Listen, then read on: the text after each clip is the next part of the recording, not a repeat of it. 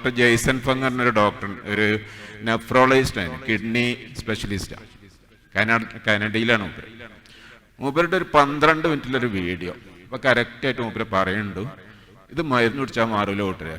കാരണം ഇത് മരുന്ന് കുടിച്ചിട്ട് മാറ്റാൻ പറ്റിയ രോഗമല്ല, നമ്മൾ തിന്നുണ്ടാക്കിയ രോഗമാണ്. നമ്മളെ ഭക്ഷണം ശരിയാക്കല്ലാതെ മാർക്കും തീനില്ല. പറഞ്ഞു കേട്ടോക്കിയപ്പോൾ 12 മിനിറ്റ് കേട്ടോക്കിയപ്പോൾ കാര്യങ്ങളൊക്കെ ശരിയാന്ന് ബോധ്യമായി. പിറ്റേന്ന് രാവിലെ ഞാനങ്ങ് തുടങ്ങി. നിങ്ങൾക്ക് കേൾക്കണോ, ഒരൊറ്റ ആഴ്ച 7 ദിവസം കഴിഞ്ഞപ്പോൾ 4 ഗുളിക കുടിച്ചിട്ട് 220ന്റെ മുകളിലായിരുന്നു ഫാസ്റ്റിംഗ് ഷുഗർ. 7 ദിവസം ഈ ഡയറ്റ് ചെയ്തുകൊണ്ട് പിന്നെ അന്ന് ഞാൻ ഗ്ലൂക്കോമീറ്റർ ഒന്നും വാങ്ങിയില്ല. ആഴ്ചയിലൊരിക്കൽ ലാബിൽ പോയി നോക്കിയതാണ്. 7 ദിവസം കഴിഞ്ഞ് പോയി നോക്കുമ്പോൾ 100 102. പിന്നെ ഇപ്പം എന്ത് ചെയ്യാനാ, പിന്നെ ഗുളിക ഇങ്ങനെ കുറച്ച് അവസാനം എല്ലാ ഗുളികയും നിർത്തിയപ്പോൾ ഒരു 5 മാസമായിട്ട് ഇപ്പോൾ ഒരു ഗുളികയും കഴിക്കുന്നില്ല. എൻ്റെ ഷുഗർ ഇപ്പോഴും ഒരു 100 120 130 ഈ റേഞ്ചിലാണ്. ഒരു ഗുളികയില്ല, നിങ്ങൾക്ക് പറഞ്ഞാൽ വിശ്വാസമില്ല. അപ്പം ഇങ്ങനെ ഒരു സംഭവം ഉണ്ടായാൽ പിന്നെ ഇത് നാട്ടുകാരോട് പറയണമല്ലോ. ഞാനൊറ്റക്ക് ഇങ്ങനെ ഞെളിഞ്ഞടക്കാൻ പറ്റില്ലല്ലോ. അപ്പം ഇതിൻ്റെ ഈ ഇൻസുലിൻ കുത്തുന്നതിലും ഗുളിക എടുക്കണതിലൊക്കെ ആയിട്ട് ഇഷ്ടംപോലെ ആൾക്കാരുണ്ട് നാട്ടിൽ പറഞ്ഞിട്ട് ഏഷനുമില്ല. അതതിൻ്റെ രസം. ആൾക്കാരൊരു മൂരിറച്ചി എന്നാൽ ഡയബറ്റീസ് മാറുന്ന പറഞ്ഞാൽ ആരാ വിശ്വസിക്കുക? പിന്നെ അധികം പറയാൻ പോയില്ല, ഞാൻ മാനക്കേടാണല്ലോ. പിന്നെ ഞാൻ വെറുതെ ഒരു യൂട്യൂബിലൊരു വീഡിയോ വെറുതെ വീട്ടിലിരുന്നാണ് ചെയ്ത്. ഇന്നിപ്പോൾ 30,000 ആൾക്കാരെ കണ്ടു. ഈ പറഞ്ഞ കാര്യങ്ങൾ, ഈ ജെയ്സൺ ഫങ് പറഞ്ഞ കാര്യങ്ങളും അതിന് ശേഷം ഞാൻ കുറേ പലരുടെയും ലേഖനങ്ങളും മറ്റൊക്കെ വായിച്ച് ഇതിനൊക്കെ കിട്ടി വിവരം വെച്ചിട്ട് ഞാൻ വീഡിയോ ചെയ്ത്. അപ്പോൾ പലരും വിളിക്കാൻ തുടങ്ങി. അങ്ങനെ ഒരു ഗ്രൂപ്പ് ഉണ്ടാക്കി, ഒരു വാട്സപ്പ് ഗ്രൂപ്പ്, ചെറിയ ഗ്രൂപ്പ്. ഇപ്പോൾ ഇതിനകത്ത് ആകെ 50 ആളോളായിട്ടുള്ളൂ. നമ്മളെ ഇസ്മായിൽ വാഫ് ഒരു തന്നെ വിളിച്ചിട്ടാണ് നിങ്ങളെ ബുക്ക് ചെയ്യാൻ പോയി. അതിൻ്റെ ഇടയിൽ ഒരു ബുക്ക് ഉണ്ടാക്കി, അത് പബ്ലിഷ്. അതാണ് അതിൻ്റെ 2nd എഡിഷൻ്റെ ആണ് ഇപ്പോൾ നമുക്ക് തരുന്നത്. അത് വായിച്ച് ഭയങ്കര ഇതുണ്ട്, ഇഫക്റ്റ് ഉണ്ട്. നമുക്ക് അതിന് ബന്ധപ്പെട്ട ഒരു ഗ്രൂപ്പാണ്. മൂപ്പര് ഗ്രൂപ്പിൻ്റെ ആളാണ്. വാഫിനെ ഞങ്ങൾക്ക് എല്ലാവർക്കും അറിയാമല്ലോ. ഒരു 35 ഗ്രൂപ്പായിട്ടുണ്ട്. അതിലൊരു ഗ്രൂപ്പ് ഇതും ഡയബറ്റീസ്. മൂപ്പര് ആൾക്കാരൊക്കെ അതിൽ കൂടി 250 ആനാകെ 3 ദിവസം മതി. പിന്നെ അടുത്ത ഗ്രൂപ്പ് 14 ഗ്രൂപ്പ്. ഇതിങ്ങനെ പോയാൽ പിന്നെ എനിക്ക് ഇതിന് നേരം ഉണ്ടാവുള്ളൂ. എന്നിട്ട് നേരം കിട്ടണമില്ല. അവസാനം ഇതൊക്കെ പാടെ കൂട്ടിയാണ്ട് ഒറ്റ ഗ്രൂപ്പാക്കി, ടെലിഗ്രാം എന്ന് പറഞ്ഞാണ്ട്. അതിൽ ഏകദേശം 5,000-ഓളം ആൾക്കാരുണ്ട്. ഇതൊക്കെ ചരിത്രമൊക്കെ പലർക്കും ഒക്കെ അറിയായിരിക്കും. എന്തായാലും ഈ സംഗതി ഇപ്പം നല്ല സ്പ്രെഡായിട്ടുണ്ട്. ഒരുപാട് ആൾക്കാർക്ക് പ്രമേയം മാറിയിട്ടുണ്ട്. ഇൻസുലിന് 2-3 നേരം കുത്തുന്നവരൊക്കെ നിർത്തിവെച്ച് ഗുളിക മിക്കവാറും ആൾക്കാരൊക്കെ ഒഴിവാക്കി. ഈ സംഗതിയൊക്കെ ഇപ്പം എനിക്ക് നടന്നാൽ പിന്നെ നിങ്ങൾക്ക് നടക്കുമല്ലോ. ഇത് ഈ ഇരിക്കുന്ന എല്ലാവർക്കും ആർക്കൊക്കെ അസുഖം ഉണ്ടോ ഓർക്കൊക്കെ ഇത് നടക്കും. ആരും തുടങ്ങിയിട്ടില്ലെങ്കിൽ നാളെ മുതൽ തുടങ്ങിക്കോളൂ. ഗ്യാരണ്ടി ഉള്ള സംഗതിയാണ്. കാരണം നിങ്ങളെ ബ്ലഡിലെ ഗ്ലൂക്കോസ് കൂടാനുള്ള പ്രമേയം എന്നറിയണേ. ഗ്ലൂക്കോസ് നിങ്ങളത് ഭക്ഷണത്തിൽ നിന്നിട്ട് ഒഴിവാക്കിയാൽ പിന്നെ എവിടുന്ന് കിട്ടുക? പുറത്തുനിന്ന് വരില്ലല്ലോ. ഗ്ലൂക്കോസ് കഴിച്ചില്ലെങ്കിൽ ഗ്ലൂക്കോസ് പറയും. സിമ്പിൾ ഇക്വേഷനാണ്. അതിനകത്തൊരു പ്രശ്നം. പിന്നെ എന്താ ഡോക്ടർമാരത് പറയാത്തെന്ന് ചോദിക്കും. എനിക്കറിയില്ല, അവരോട് തന്നെ ചോദിക്കണം. പല ഡോക്ടർമാരോട് ഞാൻ സംസാരിച്ച അപ്പോൾ അവർ പറയാം അത് തൽക്കാലം അങ്ങനെയൊക്കെ കുറയും, ഒരു 10-20 കൊല്ലം കഴിയുമ്പോൾ വലിയ പ്രശ്നം ഉണ്ടാവും എന്ന് പറഞ്ഞു. അതാണ് 20 കൊല്ലം കഴിയുമ്പോൾ നമുക്ക് വേറെ പരിഹാരം ഉണ്ടാക്കാം. തൽക്കാലം അത് കുറയട്ടെ. ഈ ഇൻസുലിൻ കുത്തിനൊക്കെ നിർത്താം, കരള് പോകുന്നു, കിഡ്നി പോകണമൊക്കെ നിർത്താൻ കഴിഞ്ഞാൽ തൽക്കാലം നമുക്ക് ചെയ്യല്ലോ. അപ്പോൾ അതാണ് അതിൻ്റെ ചുരുക്കം. ഞാൻ പറഞ്ഞു കണ്ടിരുന്ന വെച്ചാൽ ഈ രോഗം നമ്മൾ ഉണ്ടാക്കിയെടുത്ത രോഗമാണ്. നമ്മൾ ഉണ്ടാക്കിയെടുത്തതെന്ന് പറഞ്ഞാൽ നമ്മൾ അറിഞ്ഞുകൊണ്ടായിക്കൊള്ളണം എന്നില്ല, നമ്മളെ അതിലേക്ക് എത്തിച്ചതാണ്. നിലവിലെ ഡയറ്ററി ഗൈഡ് ലൈൻസ് അല്ലെങ്കിൽ ഭക്ഷണ സംബന്ധമായിട്ടുള്ള നിർദ്ദേശങ്ങൾ നമ്മളെ ആ രോഗത്തിലേക്ക് എത്തിച്ചാണ്. അതിൻ്റെ പിന്നിൽ ഒരുപാട് ആൾക്കാരുണ്ട്, അതിൻ്റെ ബെനിഫിറ്റ് കിട്ടുന്ന ഒരുപാട് ആൾക്കാരുണ്ട്. അതായത് ഇത് ഒരു കാര്യം ആലോചിച്ചാൽ മതി. ഒരു കഴിഞ്ഞൊരു 30-40 കൊല്ലമായിട്ട് നമ്മളെ നാട്ടിൽ ഹെൽത്ത് കെയർ സിസ്റ്റം എന്ന് പറഞ്ഞാൽ നമ്മളുടെ ആരോഗ്യ പരിപാലന രംഗത്തുള്ള വളർച്ച, നമ്മളെന്താ പറയല്, പ്രത്യേകിച്ച് കേരളത്തിനൊക്കെ പറ്റി പറയുകയാണെങ്കിൽ ആരോഗ്യ രംഗത്ത് നമ്മൾ വമ്പിച്ച കുതിച്ചുചാട്ടം നടത്തിയെന്ന് പറയുന്നു. അതിന് തെളിവായിട്ട് എന്താ പറയല്, നാട്ടിൽ മുഴുവൻ വളവില് ആശുപത്രി, വലിയ വലിയ ആശുപത്രികൾ, കോർപ്പറേറ്റ് ഹൈ ലെവൽ ആശുപത്രി, ഹൈടെക് ആശുപത്രികൾ, മൾട്ടി എന്തെങ്കിലും പറയാം സ്പെഷ്യാലിറ്റി ഹോസ്പിറ്റൽ, കോർപ്പറേറ്റ് ഹോസ്പിറ്റലുകൾ, അതേമാതിരി MBBS ഇഷ്ടം പോലെ, എല്ലാവർക്കും മെഡിക്കൽ കോളേജ് 75 ലക്ഷം കോടി കൊടുത്ത സീറ്റ്, ഡെയിലി ഇതിങ്ങനെ വന്നുകൊണ്ടിരിക്കുക. മരുന്നുകളാണെങ്കിൽ എല്ലാവരും തുടങ്ങി, കുടിൽ വ്യവസായം മരുന്ന് കമ്പനികൾ കൊണ്ട് നിറഞ്ഞു. ചണ്ഡീഗഡ് ഭാഗത്തൊക്കെ പോയി കഴിഞ്ഞാൽ ഓരോ വളവിലും ഓരോ മരുന്ന് കമ്പനിയാണ്. നിങ്ങൾ കുറച്ച് പൈസ ആയിട്ടാണ് പോയാൽ മതി, നിങ്ങളെ പേരിൽ അടിച്ചെടുത്ത് തരും, പാരസെറ്റമോളോ മറ്റേതോ എന്ത് വേണമെങ്കിലും. അങ്ങനത്തെ ഒരു അത് ആകെ അങ്ങോട്ട് നിറഞ്ഞിക്കുക മരുന്ന്, ഡോക്ടർമാർ, ആശുപത്രികൾ. നമ്മള് ഹെൽത്ത് കെയർ സിസ്റ്റം വളരെയധികം അഡ്വാൻസ് ചെയ്തിരുന്നത് അതിന്റെ അർത്ഥം. എന്തോ ഒരു തകരാറില്ല പറഞ്ഞതില്. ലക്ഷദ്വീപിനെ പറ്റി നിങ്ങൾ കേട്ടിട്ടുണ്ടോ? ലക്ഷദ്വീപിൽ പോലീസ് സ്റ്റേഷനിലായിരുന്നു. ഞാൻ അടുത്തര തുടങ്ങിയെന്ന് അറിയില്ല. കാരണം എന്താ, അവിടെ ഒരു ക്രൈമും ഇല്ല, ഒരു കള്ളത്തരല്ല, വേറൊന്നുമില്ല, ഒരു കൃത്യങ്ങളും അവർ ചെയ്യുന്നില്ല. പിന്നെ പോലീസുകാർക്ക് എന്താ പണി?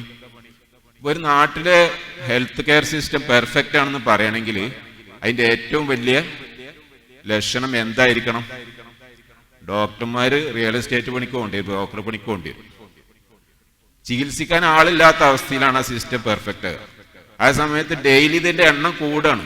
ആശുപത്രികൾ പൂട്ടിയിട്ട് വല്ല എന്തെങ്കിലും പറയാ ഹോട്ടലോ അല്ലെങ്കിൽ വേറെ എന്തെങ്കിലും ആക്കി മാറ്റണം, അല്ലെങ്കിൽ മരുന്ന് കമ്പനികൾ പൂട്ടിയിട്ട് വേറെ വല്ല ഏർപ്പാടും തുടങ്ങണം. ഇങ്ങനെയൊക്കെ ആകുമ്പോഴാണ് നാട്ടിലെ പെർഫെക്റ്റ് ആകുന്നത് സിസ്റ്റം. അതേ സമയത്തൊക്കെ കൂടിക്കൊണ്ടിരിക്കുക എന്ന് പറഞ്ഞതിന്റെ അർത്ഥം എന്താ? മോശമാണ്. നിങ്ങൾക്കറിയില്ലേ? മോശമാണ്. നമ്മള് രോഗികളായിക്കൊണ്ടിരിക്കുകയാണ് 10-40 കൊല്ലമായിട്ട്. ഓരോരുത്തരും രോഗിയായിക്കൊണ്ടിരിക്കുകയാണ്. 10 വയസ്സായ കുട്ടി പ്രമേയ രോഗിയായിക്കൊണ്ടിരിക്കുകയാണ്. ഇത് 45-50 വയസ്സ് വലിയ പൈസക്കാർക്കുണ്ട് അതിന് രോഗമാണ് പ്രമേയം. ഇന്ന് 10-ാം വയസ്സിൽ ടൈപ്പ് 2 ഡയബറ്റീസ് ഉണ്ട് കുട്ടികൾക്ക്. നമ്മളെ ആരോഗ്യസ്ഥിതി മോശമാണ്, വളരെയധികം മോശമാണ്. ഇനി മോശമാവും. കഴിഞ്ഞ 40 കൊല്ലം മുമ്പ് ശരാശരി ഒരു കേരളീയന്റെ ശരീരത്തിന്റെ ഭാരം 55-60 കിലോ ആയിരുന്നു. ഇന്നത് 70-75 കിലോ ആയി. ശരാശരി 20 കിലോ കൂടി. നല്ല ലക്ഷണമല്ലത്. ശരീരത്തിന്റെ ഭാരം കൂടാന്ന് നമ്മൾ രോഗിയാവുന്നതിന്റെ അർത്ഥം. ആ കാര്യത്തിൽ ഡീറ്റെയിൽ നമ്മൾ അതിന്റെ സയൻസും കാര്യങ്ങളും ഞാൻ പറയാം. ഞാൻ ഇൻട്രൊഡക്ഷൻ ആയിട്ട് പറഞ്ഞാണ്. അപ്പോൾ ചുരുക്കത്തിൽ ഞാൻ പറഞ്ഞുകൊണ്ട് വരണം എന്താ വെച്ചാല്, നമ്മള് ആരോഗ്യം മോശമായിക്കൊണ്ടിരിക്കണം, നന്നായിക്കല്ല. ആശുപത്രികളുടെ എണ്ണം കൂടുന്നതോ ഡോക്ടർമാരുടെ എണ്ണം കൂടുന്നതോ മരുന്ന് കമ്പനികളുടെ എണ്ണം കൂടുന്നതോ ആരോഗ്യം നന്നായതിന്റെ ലക്ഷണമല്ല, മോശമായതിന്റെ ലക്ഷണമാണ്. ഡോക്ടർമാർ പണിയില്ലാതെ റോട്ടുമ്മ കൂടെ നടക്കണം വേറെന്തെങ്കിലും ഏർപ്പാടായിട്ട്. അന്നാണ് നമ്മൾ രോഗമില്ലാതെയാണ്. ഒരു രോഗിനെ ചികിത്സിക്കാൻ അല്ലെങ്കിൽ വേറെന്ത് ചെയ്യും ഡോക്ടർ? അപ്പൊ ആ ഒരു അവസ്ഥ ഉണ്ടാക്കാതെക്കാൻ ഏറ്റവും കൂടുതൽ ശ്രമിക്കുന്ന ആരായിരിക്കും? അതിന്റെ ആവശ്യക്കാർ തന്നെ, മരുന്ന് കമ്പനികൾ തന്നെ മെയിനായിട്ട്. അവർ നിങ്ങളെ രോഗികളായിട്ട് നിർത്തുകയാണ് കാലാകാലം. ആശുപത്രികൾ, പിന്നെ അതുമായിട്ട് ബന്ധപ്പെട്ട ഡോക്ടർമാർ, സജി ഡോക്ടറെ പറ്റിയല്ല കേട്ടോ പറയുന്നത്. ഒരുപാട് അങ്ങനത്തെ ഡോക്ടർമാർ, ഒരുപാട് ആത്മാർത്ഥമായിട്ട് വർക്ക് ചെയ്യുന്ന ഡോക്ടർമാരുണ്ട്. പല ആവശ്യത്തിനും നമുക്ക് ഡോക്ടർമാർ ആവശ്യമാണ്. ഒരു എമർജൻസിയിൽ അവരില്ലാതെ നമുക്ക് നടക്കില്ല. അതൊക്കെ ആ ഒരു ഭാഗം അംഗീകരിച്ചുകൊണ്ട് തന്നെ ഈ ഒരു സാധനം ബാക്കിയുണ്ട്. ഒരു കോർപ്പറേറ്റ് ലെവലിൽ ഒരു സംഗതികൾ ലോകത്ത് നടക്കുന്നുണ്ട്. കോടിക്കണക്കിന് ഉറുപ്പ്യ മുടക്കിയിട്ടുള്ള ആശുപത്രികളും. മറ്റേ ഞാൻ കോഴിക്കോട് പുതിയൊരു ആശുപത്രിനെ പറ്റി പറഞ്ഞു, നമ്മളെ ഡോക്ടർ മുനീർ പറഞ്ഞതാ. അതിന്റെ മുറ്റത്തൊക്കെ ഒരു ഗ്യാസ് ട്രബിളായിട്ട് പോയല്ലേ ഓൻ പിടിച്ച് സ്റ്റെൻഡ് കയറ്റി കളയുന്നത്. ഓന്റെ സ്വന്തം ആശുപത്രിയാണ്. അപ്പൊ അവന്റെ എന്തേലും പറയാ, ആ സാധനല്ലേ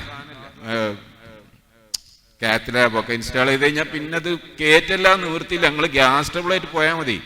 അവൻ പറയാം അവിടെ 3 ബ്ലോക്ക് ഉണ്ട്, 80% ഉണ്ട്, 40% ഉണ്ട്. നമുക്കറിയാം ഇതിന്റെ പെർസെന്റും കാര്യം. കയറ്റ ഇതിനിതാ ഈ സ്റ്റെൻഡിന് 50,000 രൂപ, ഇതിന് 5 ലക്ഷം, ഏതാ വേണ്ടി വെച്ചു. നമ്മളെ തടിയല്ലേ, പേരും പറമ്പ് വിറ്റിട്ടാണെങ്കിൽ നമ്മൾ കൊണ്ടുപോയെടുക്കും. 5 തന്നെ മതിയോ ഡോക്ടർ അറിയാം. ഒരു കോംപ്രമൈസ് നമ്മൾ ചെയ്യില്ല അതിനകത്ത്. ഇതൊക്കെയാണ് നാട്ടിൽ നടക്കുന്നത്. അപ്പൊ രോഗികളായിട്ട് നിർത്തുക എന്ന് പറഞ്ഞതിൽ ഒരുപാട് താല്പര്യങ്ങളുണ്ട്. അതിന്റെ ചെറിയൊരു ബ്രീഫ് ഹിസ്റ്ററിക്ക് പോയാൽ നമുക്കറിയാം. അതിന്റെ മുമ്പായിട്ട് വേറെ കാര്യം, ഇത് ഡോക്ടർമാരെയും മരുന്ന് കമ്പനിക്കാരും മാത്രം കുറ്റം പറഞ്ഞാൽ തീരുന്ന പ്രശ്നമല്ല. നമ്മൾ ഓരോരുത്തർക്കും ഇതിൽ ഉത്തരവാദിത്തമുണ്ട്. ഭക്ഷണം കഴിക്കുന്നിടത്ത് നമ്മളൊരു നിയന്ത്രണം വെക്കേണ്ടിരുന്നത് വെച്ചിട്ടില്ല. ഇപ്പൊ ഖുറാനിൽ ഇപ്പൊ ഇവിടെ ഇരിക്കുന്നതിൽ കൂടുതൽ ആൾക്കാരും എല്ലാവർക്കും ബാധകമാണ് ഖുറാൻ.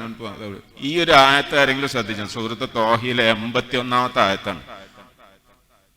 അധികം ഭക്ഷണം കഴിച്ചാല് പഠിച്ചവന്റെ കോപം ഉണ്ടാവുന്നു. പഠിച്ചവന്റെ കോപം ഉണ്ടാവും, അവന്റെ കാര്യം പോക്കാം. അവന്റെ കാര്യം പോക്കാരണം അവൻ രോഗിയാവുമെന്നാണ്. അല്ലാതെ അവനെ പിടിച്ച് നരകത്തിലിടുന്നല്ല അതിന്റെ അർത്ഥം. ഓൻ പ്രമേയ രോഗിയാവും, അവന് ഹാർട്ട് അറ്റാക്ക് ഉണ്ടാവും, അവന് സ്ട്രോക്ക് ഉണ്ടാവും, അവന് ക്യാൻസർ ഉണ്ടാവും, അവന്റെ കിഡ്നി പോവും. ഇതൊക്കെ പറയണതിന്റെ ചുരുക്കം.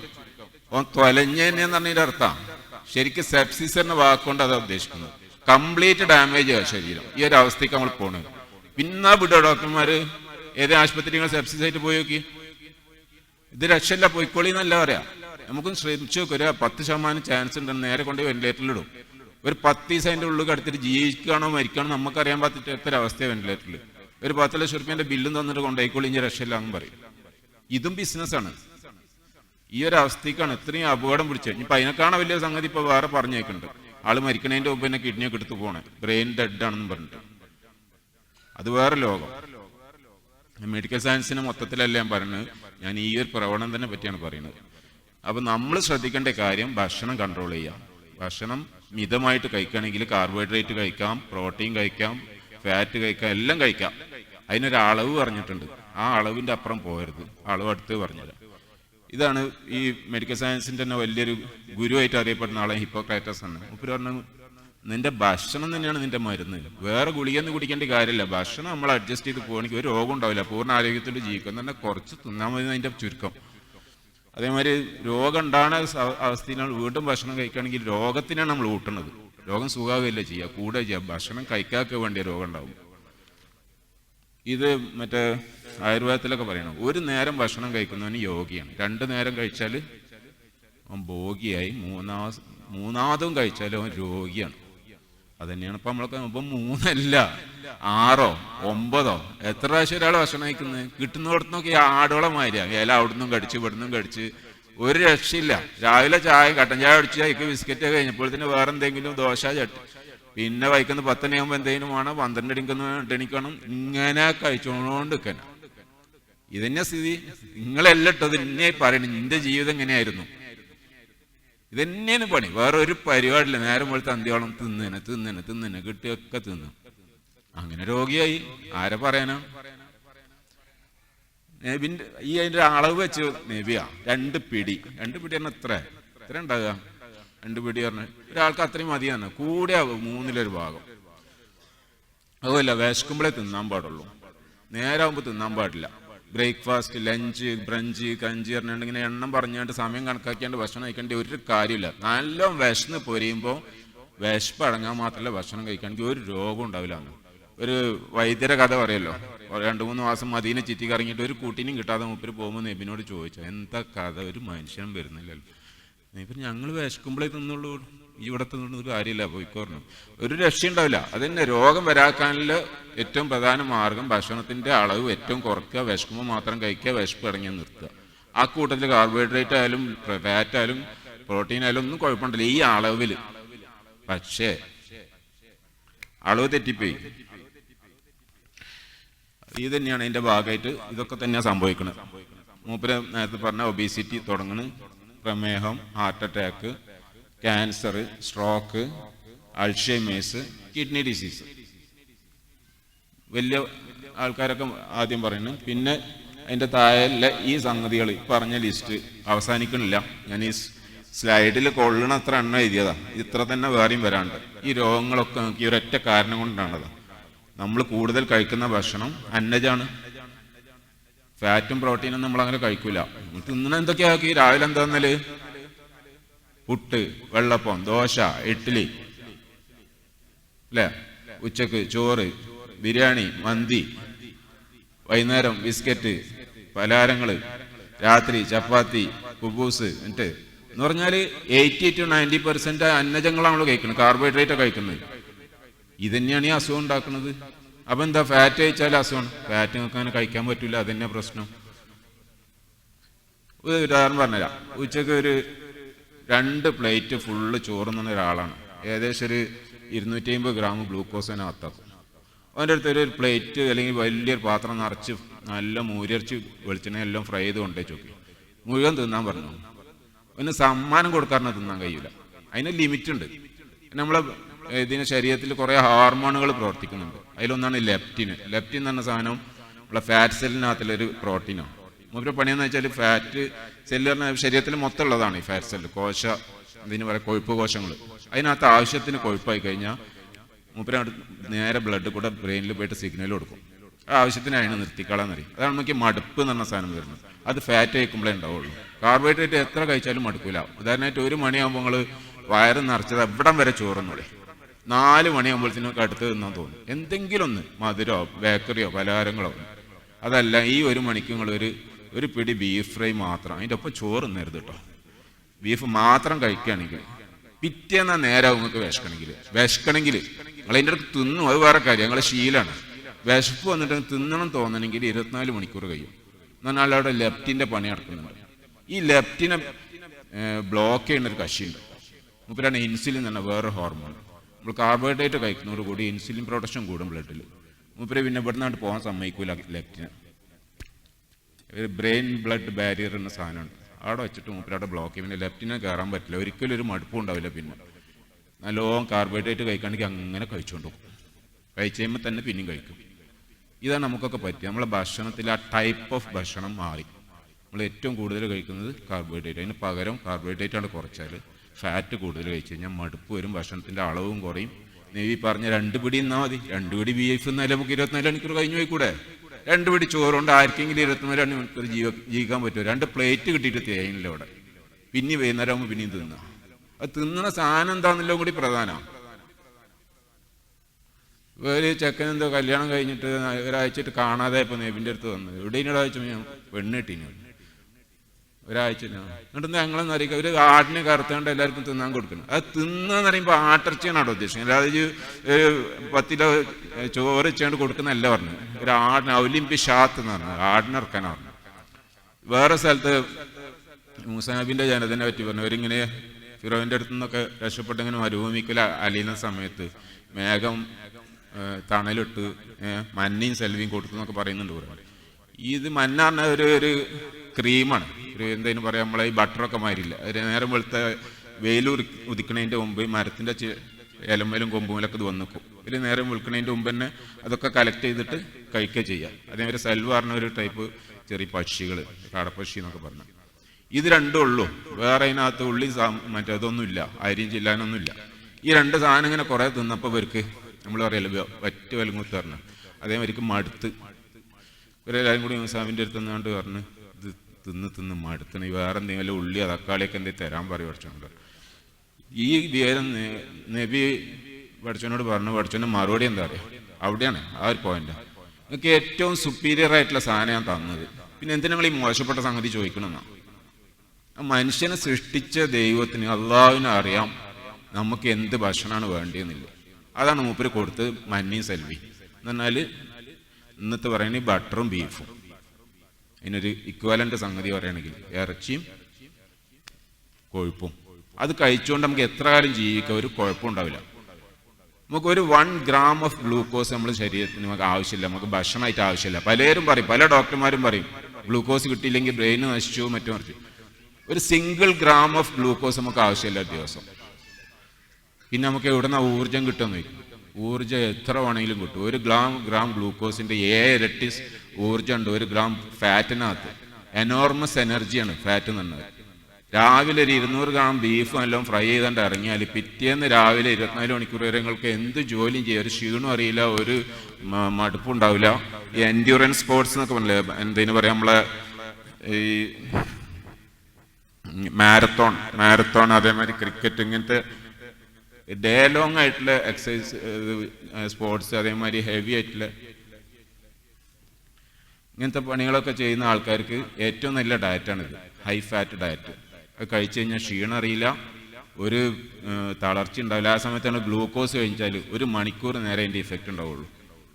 പണ്ടൊക്കെ മാരത്തോൺ ഓട്ടണോലൊക്കെ ചെയ്തതിന് ഒരു സാച്ചറ്റ്, ചെറിയ ഇതുണ്ട് സാച്ചറ്റ്, എന്തിന് ഗ്ലൂക്കോസിൻ്റെ ചെറിയ പാക്കറ്റുകളുണ്ടാവും. അതിങ്ങനെ കുറേ പോക്കറ്റിലിട്ട് ഓടുക.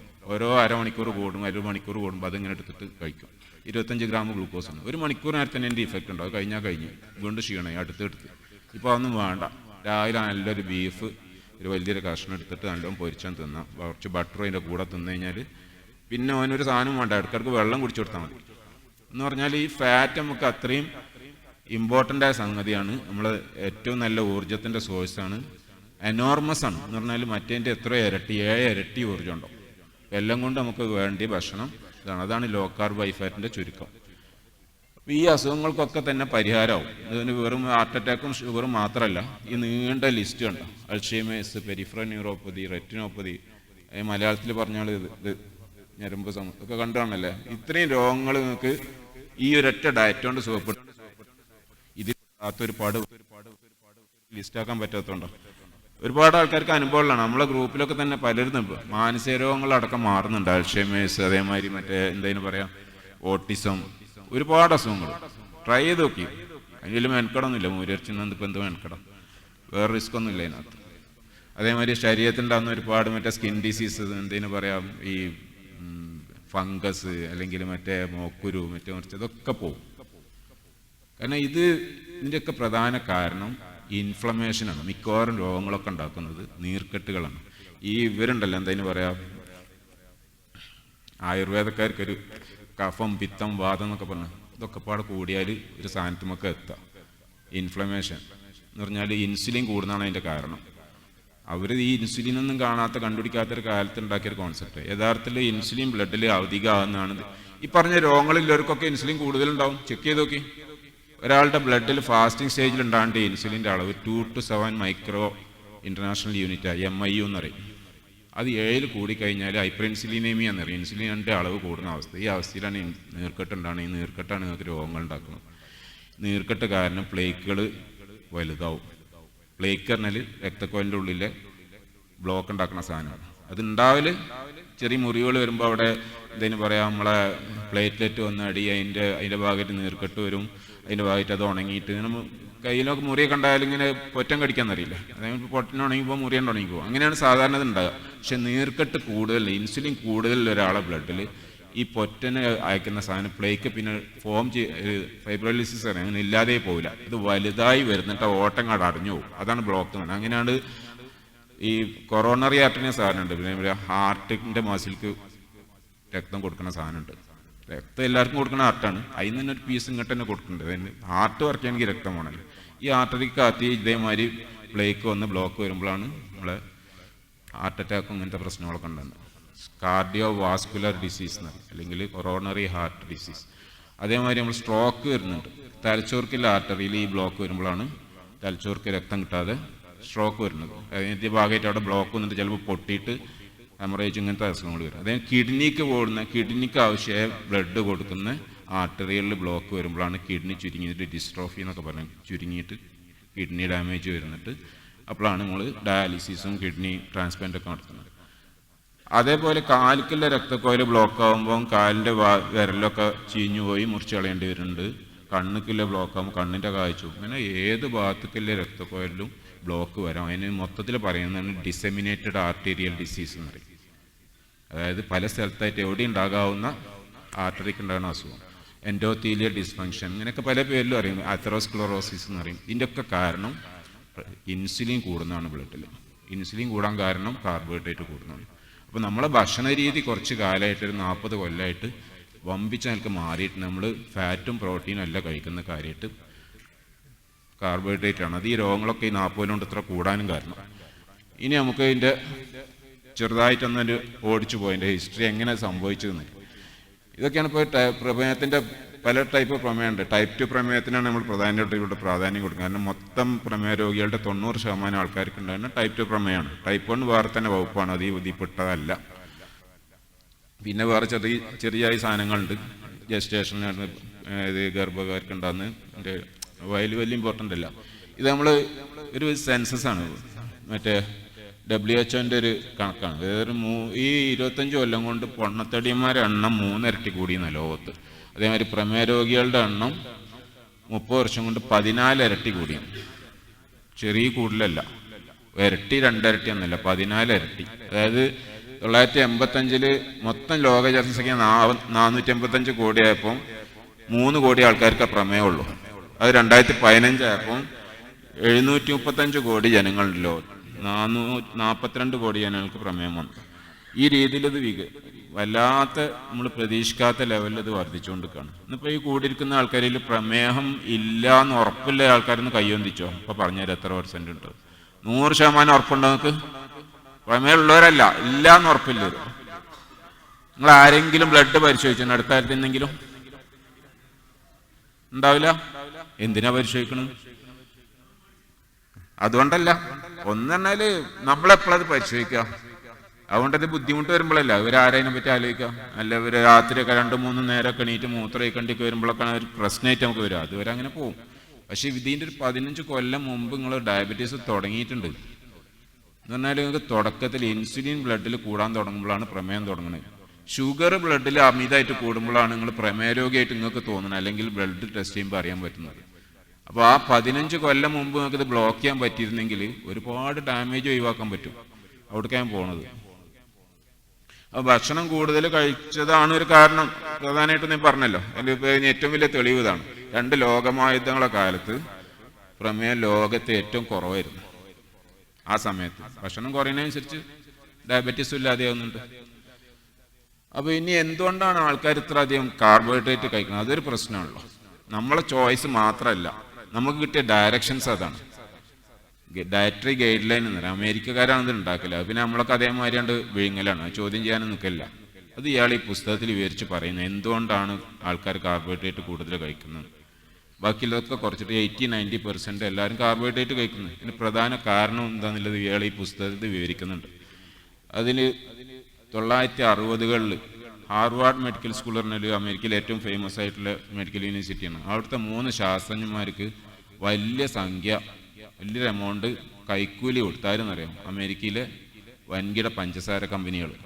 എന്തിനാന്ന് വെച്ചാൽ പഞ്ചസാര കൊണ്ടൊരു കുഴപ്പമില്ല, ഹാർട്ട് അറ്റാക്ക് ഉണ്ടാക്കുന്ന സാച്ചുറേറ്റഡ് ഫാറ്റാണ്, കൊഴുപ്പാണെന്നൊരു തിസീസ് ഉണ്ടാക്കിയിട്ട് അവതരിപ്പിക്കാൻ വേണ്ടി ഒരു റിസർച്ച് നടത്തിയിട്ട് അതിൻ്റെ റിപ്പോർട്ട് ഗവൺമെൻറ്റിന് സമർപ്പിക്കാൻ വേണ്ടിയിട്ട് $millions അവർ കൊടുത്തു. അപ്പോൾ തിരിഞ്ഞോ? എന്താ കാരണം എന്നല്ലേ? ഈ രേഖകൾ 2016 സെപ്റ്റംബറിലാണ് കണ്ടുപിടിച്ചത്. സാൻ ഫ്രാൻസിസ്കോയിലുണ്ട്, കാലിഫോർണിയ യൂണിവേഴ്സിറ്റി ഉണ്ട്. അവിടെ ഉള്ള റിസർച്ച് വേറെ കുറേ കടലാസ് തപ്പണതിൻ്റെ ഇടയിൽ കുറേ കോൺഫിഡൻഷ്യൽ രേഖകൾ തപ്പിയപ്പോൾ ഇതിൻ്റെ കൊടുത്തതിൻ്റെ റെസീറ്റ് എല്ലാം ആയിട്ട് ബന്ധപ്പെട്ട കുറേ ഡോക്യുമെൻറ്റ്സ് അയാൾക്ക് കിട്ടി. അത് പബ്ലിഷ് ചെയ്തതോടുകൂടിയാണ് പ്രധാനമായിട്ട് ഈ സംഗതികളൊക്കെ അതിൻ്റെ ഗൂഢാചരണയൊക്കെ പുറത്തു വരുന്നത്. ഇയാൾ ഈ പുസ്തകത്തിൽ വ്യക്തമായിട്ട് അതിൻ്റെ കാര്യങ്ങളൊക്കെ കൊടുക്കുന്നുണ്ട്, അതിൻ്റെ കോപ്പി അടക്കം. പിന്നെ വേറൊരു പ്രധാന പ്രശ്നം ഇയാളായിരുന്നു, ആൻസൽ കീസാണ്. ഒരു മിക്കവാറും ഈ മെഡിസിനൊക്കെ പഠിക്കുന്ന എല്ലാവർക്കും അറിയുന്നൊരു 2004 അയാൾ മരിച്ചത്, 2002 ഇതുവരെ ഇവിടെ ഉണ്ടായിരുന്നു. മൂപ്പരാണ് ഈ ഡയറ്ററി ഗൈഡ് ലൈൻ ഉണ്ടാക്കണതിൽ അമേരിക്കക്കാരെ കാര്യമായിട്ട് സ്വാധീനിച്ചത്. മൂപ്പരൊരു 7 countries സ്റ്റഡി ഉണ്ട്. 22 രാജ്യങ്ങളിൽ പോയിട്ട് അയാൾ സാച്ചുറേറ്റഡ് ഫാറ്റ് കഴിക്കുന്നവരെയും ഹാർട്ട് അറ്റാക്ക് ഉണ്ടാകുന്നതിനൊക്കെ ഒരു കണക്കുണ്ടാക്കി. കൂടുതൽ സാച്ചുറേറ്റഡ് ഫാറ്റ് കഴിക്കുന്നവരുടെ ഇടയിൽ കൂടുതൽ ഹാർട്ട് അറ്റാക്ക് ഉണ്ടാക്കുന്നതിലൊരു സിദ്ധാന്തം അയാൾക്ക് മനസ്സിലുണ്ട്. അത് തെളിയിക്കാൻ വേണ്ടിയിട്ട് സ്റ്റഡി നടത്തി. 22 രാജ്യങ്ങളിൽ പോയി സ്റ്റഡി നടത്തിയപ്പോൾ 7 രാജ്യങ്ങളിൽ അയാൾക്ക് ഉദ്ദേശിച്ച വിവരം കിട്ടി. കൂടുതൽ ഫാറ്റ് കഴിച്ചപ്പോൾ ഹാർട്ട് അറ്റാക്ക് ഉണ്ടാക്കി. ബാക്കി 15 രാജ്യങ്ങളിൽ ഫാറ്റ് കൂടുതൽ കഴിച്ചപ്പോൾ ഹാർട്ട് അറ്റാക്ക് കുറഞ്ഞൊക്കെ വരും. പക്ഷെ മൂപ്പർക്ക് ആവശ്യം ഇതാ, അതങ്ങ് എടുത്തിട്ട് ഇത് രണ്ടുമാണ് തള്ളിക്കളഞ്ഞു. അതിനാണ് 7 countries സ്റ്റഡി ആണ്. യഥാർത്ഥത്തിൽ 22 രാജ്യങ്ങളിൽ നടന്ന പഠനങ്ങൾക്ക് പറ്റിയ 7 രാജ്യത്തിൻ്റെ മാത്രം എടുത്തിട്ട് ഒരു തിസീസ് അവതരിപ്പിച്ച് ഈ 2 സംഗതിൻ്റെ അടിസ്ഥാനത്തിൽ അമേരിക്കൻ സെനറ്റിൽ ഒരു തീരുമാനം ഉണ്ടാക്കി. പൂരിത കൊഴുപ്പ്, അങ്ങനെ സാച്ചുറേറ്റഡ് ഫാറ്റ്, കൊഴുപ്പ് കഴിച്ചാൽ ഹാർട്ട് അറ്റാക്ക് ഉണ്ടാവും, അതുകൊണ്ട് കൊഴുപ്പ് ഭക്ഷണത്തിന് ഒഴിവാക്കണമെന്ന് അമേരിക്കൻ സെനറ്റാണ് തീരുമാനിച്ചു. അത് സെനറ്റർ ഇയാളുടെ നേതൃത്വത്തിൽ ഒരു കമ്മിറ്റി ആയിരുന്നു, ജോർജ് മെക്കോൾ എന്നാണ്. ഈ കമ്മിറ്റിൻ്റെ തീരുമാനത്തിൻ്റെ അടിസ്ഥാനത്തിൽ ഭക്ഷണ കമ്പനികൾക്കൊക്കെ കണിശായ നിർദ്ദേശം കൊടുത്ത് ഭക്ഷണത്തിൽ കൊഴുപ്പ് കുറക്കണം, സാച്ചുറേറ്റഡ് ഫാറ്റ് മറ്റേ പൊണ്ണത്തടി ഉണ്ടാക്കും, അതുകൊണ്ട് ഭക്ഷണത്തിന് പരമാവധി കുറക്കണം എന്ന് പറഞ്ഞിട്ട് ഇവർ നിർദ്ദേശം കൊടുത്തതിൻ്റെ അടിസ്ഥാനത്തിൽ പിന്നെ അതേമാതിരി ഇയാളുടെ ഈ ഇതും ആൻസൽ കീസിൻ്റെ ഒരു സിദ്ധാന്തമാണ്, ഭക്ഷണത്തിൽ കൊഴുപ്പ് കൂടുതലുണ്ടായാൽ രക്തത്തിൽ കൊളസ്ട്രോൾ കൂടും, കൊളസ്ട്രോൾ കൂടിക്കഴിഞ്ഞാൽ ഹാർട്ട് അറ്റാക്ക് ഉണ്ടാക്കും. ഇതാണ് ഇപ്പോഴും ഡോക്ടർമാർ നമ്മളോട് പറയുന്നത്, കൊഴുപ്പ് കഴിക്കരുത്, കൊളസ്ട്രോൾ കൂടും, കൊളസ്ട്രോൾ കൂടിയാൽ ഹാർട്ട് അറ്റാക്ക് ഉണ്ടാകും. ഇതിൻ്റെ അടിസ്ഥാനം ഈ നേരത്തെ പറഞ്ഞ ഈ സാധനമാണ്, ഈ തെറ്റായ റിസർച്ചാണ്. പിന്നെ ഇവരുടെ ഈ സെനറ്റിൻ്റെ ഈ തീരുമാനം ഇതോടുകൂടി പിന്നെ യഥാർത്ഥത്തിൽ ഇയാൾ പറഞ്ഞതിൻ്റെ എതിരെ കാര്യങ്ങൾ, കൂടുതൽ കൊഴുപ്പ് വയ്ക്കുന്ന ആൾക്കാരുടെ ഇടയിൽ ഹാർട്ട് അറ്റാക്ക് വളരെ കുറവാണ്. നമുക്കറിയുന്ന എസ്കിമോളെ കാര്യം, അവരെ ജന്മത്തിൽ അവർ വേറെ സാധനമൊന്നും കഴിച്ചില്ല, ഇറച്ചി മീനല്ലാത്തൊരു സാധനം ഇല്ലല്ലോ. അവരുടെ ഇടയിൽ ഹാർട്ട് അറ്റാക്കും ഇല്ല, ഷുഗറും ഇല്ല, സ്ട്രോക്കും ഇല്ല, ഒരു അസുഖവും ഇല്ല. അങ്ങനെ കൂടുതൽ കൊഴുപ്പ് വയ്ക്കുന്നവരുടെ ഇടയിൽ ഇങ്ങനത്തെ അസുഖങ്ങൾ കുറവാണ്. പിന്നെ കൊഴുപ്പ് കഴിച്ചാൽ ഹാർട്ട് അറ്റാക്ക് ഉണ്ടാവുന്നതിന് എന്താ അടിസ്ഥാനമുള്ളത്? മൊത്തത്തിൽ അത് ആ തെറ്റായ ഒരു പഠനത്തിൻ്റെ അടിസ്ഥാനത്തിൽ ഉണ്ടാക്കിയ, അതിലൊരു അടിസ്ഥാനം ഇല്ല, ചുരുക്കത്തിൽ ശാസ്ത്രീയ ഒരു അടിസ്ഥാനം ഇല്ല എന്ന് ചുരുക്കം. എന്നാൽ ഈ ഒരു കാര്യമാണ് ഇപ്പോഴും ഒരു 80% ഡോക്ടർമാരും പറയാം, റെഡ് മീറ്റ് കഴിക്കരുത്, ബട്ടർ കഴിക്കരുത്, കോഴിമുട്ട കഴിക്കരുത്, വെളിച്ചെണ്ണ കഴിക്കരുത്. അപ്പോൾ അതിന് കാരണം ഇതാണ്. അത് ഇങ്ങനെ ഉണ്ടാക്കിയതാണ് ഈ ഡയറ്ററി ഗൈഡ് ലൈൻ, ഈ നിർദ്ദേശം എന്നുള്ളത് അറിയുന്ന ഡോക്ടർമാർ കുറവാണ്. അവരെ ടെക്സ്റ്റ് ബുക്കിൽ എഴുതിച്ചതാണ്, അതങ്ങനെ വായിച്ചു പോകണം. ചോദ്യം ചെയ്യാനോ മറിച്ചൊരു പഠനം ഉണ്ടെന്ന് അന്വേഷിക്കാൻ ആരും മെനക്കെട്ടില്ല. ഇവിടെ നേരെന്ന് ഇതൊരു കോടി കൊടുത്ത് പിന്നെ ഒരു 25 ലക്ഷം 50 ലക്ഷം മുടക്കിയാണ്ടാണ് കോഴ്സ് കഴിഞ്ഞ് വരുന്നത്. രാവിലെ കുതിർക്കാൻ ഷീട്ട് ചെയ്തതിന് ഓനോട് ഇത് വായിച്ചു നോക്കാൻ നേരം അല്ലെങ്കിൽ ഒരു MD സീറ്റ് ഉണ്ടെങ്കിൽ 2 കോടി കൊടുക്കണം. ഏതെങ്കിലും മറ്റേ അങ്ങോട്ട് പോകണില്ല. പിന്നെ ഇതിൻ്റെയൊക്കെ അടിസ്ഥാനത്തിലാണ് ഈ ഡയറ്ററി ഗൈഡ് ലൈൻ. അതിൽ 75% അന്നജങ്ങളും 5% താഴെ മാത്രം കൊഴുപ്പും കഴിക്കാൻ പാടുള്ളൂ എന്നാണ് ഇതിൽ പറയുന്നത്. നിലവിലിപ്പോഴുള്ള ഡയറ്ററി ഗൈഡ് ലൈൻ ഇതാണ്.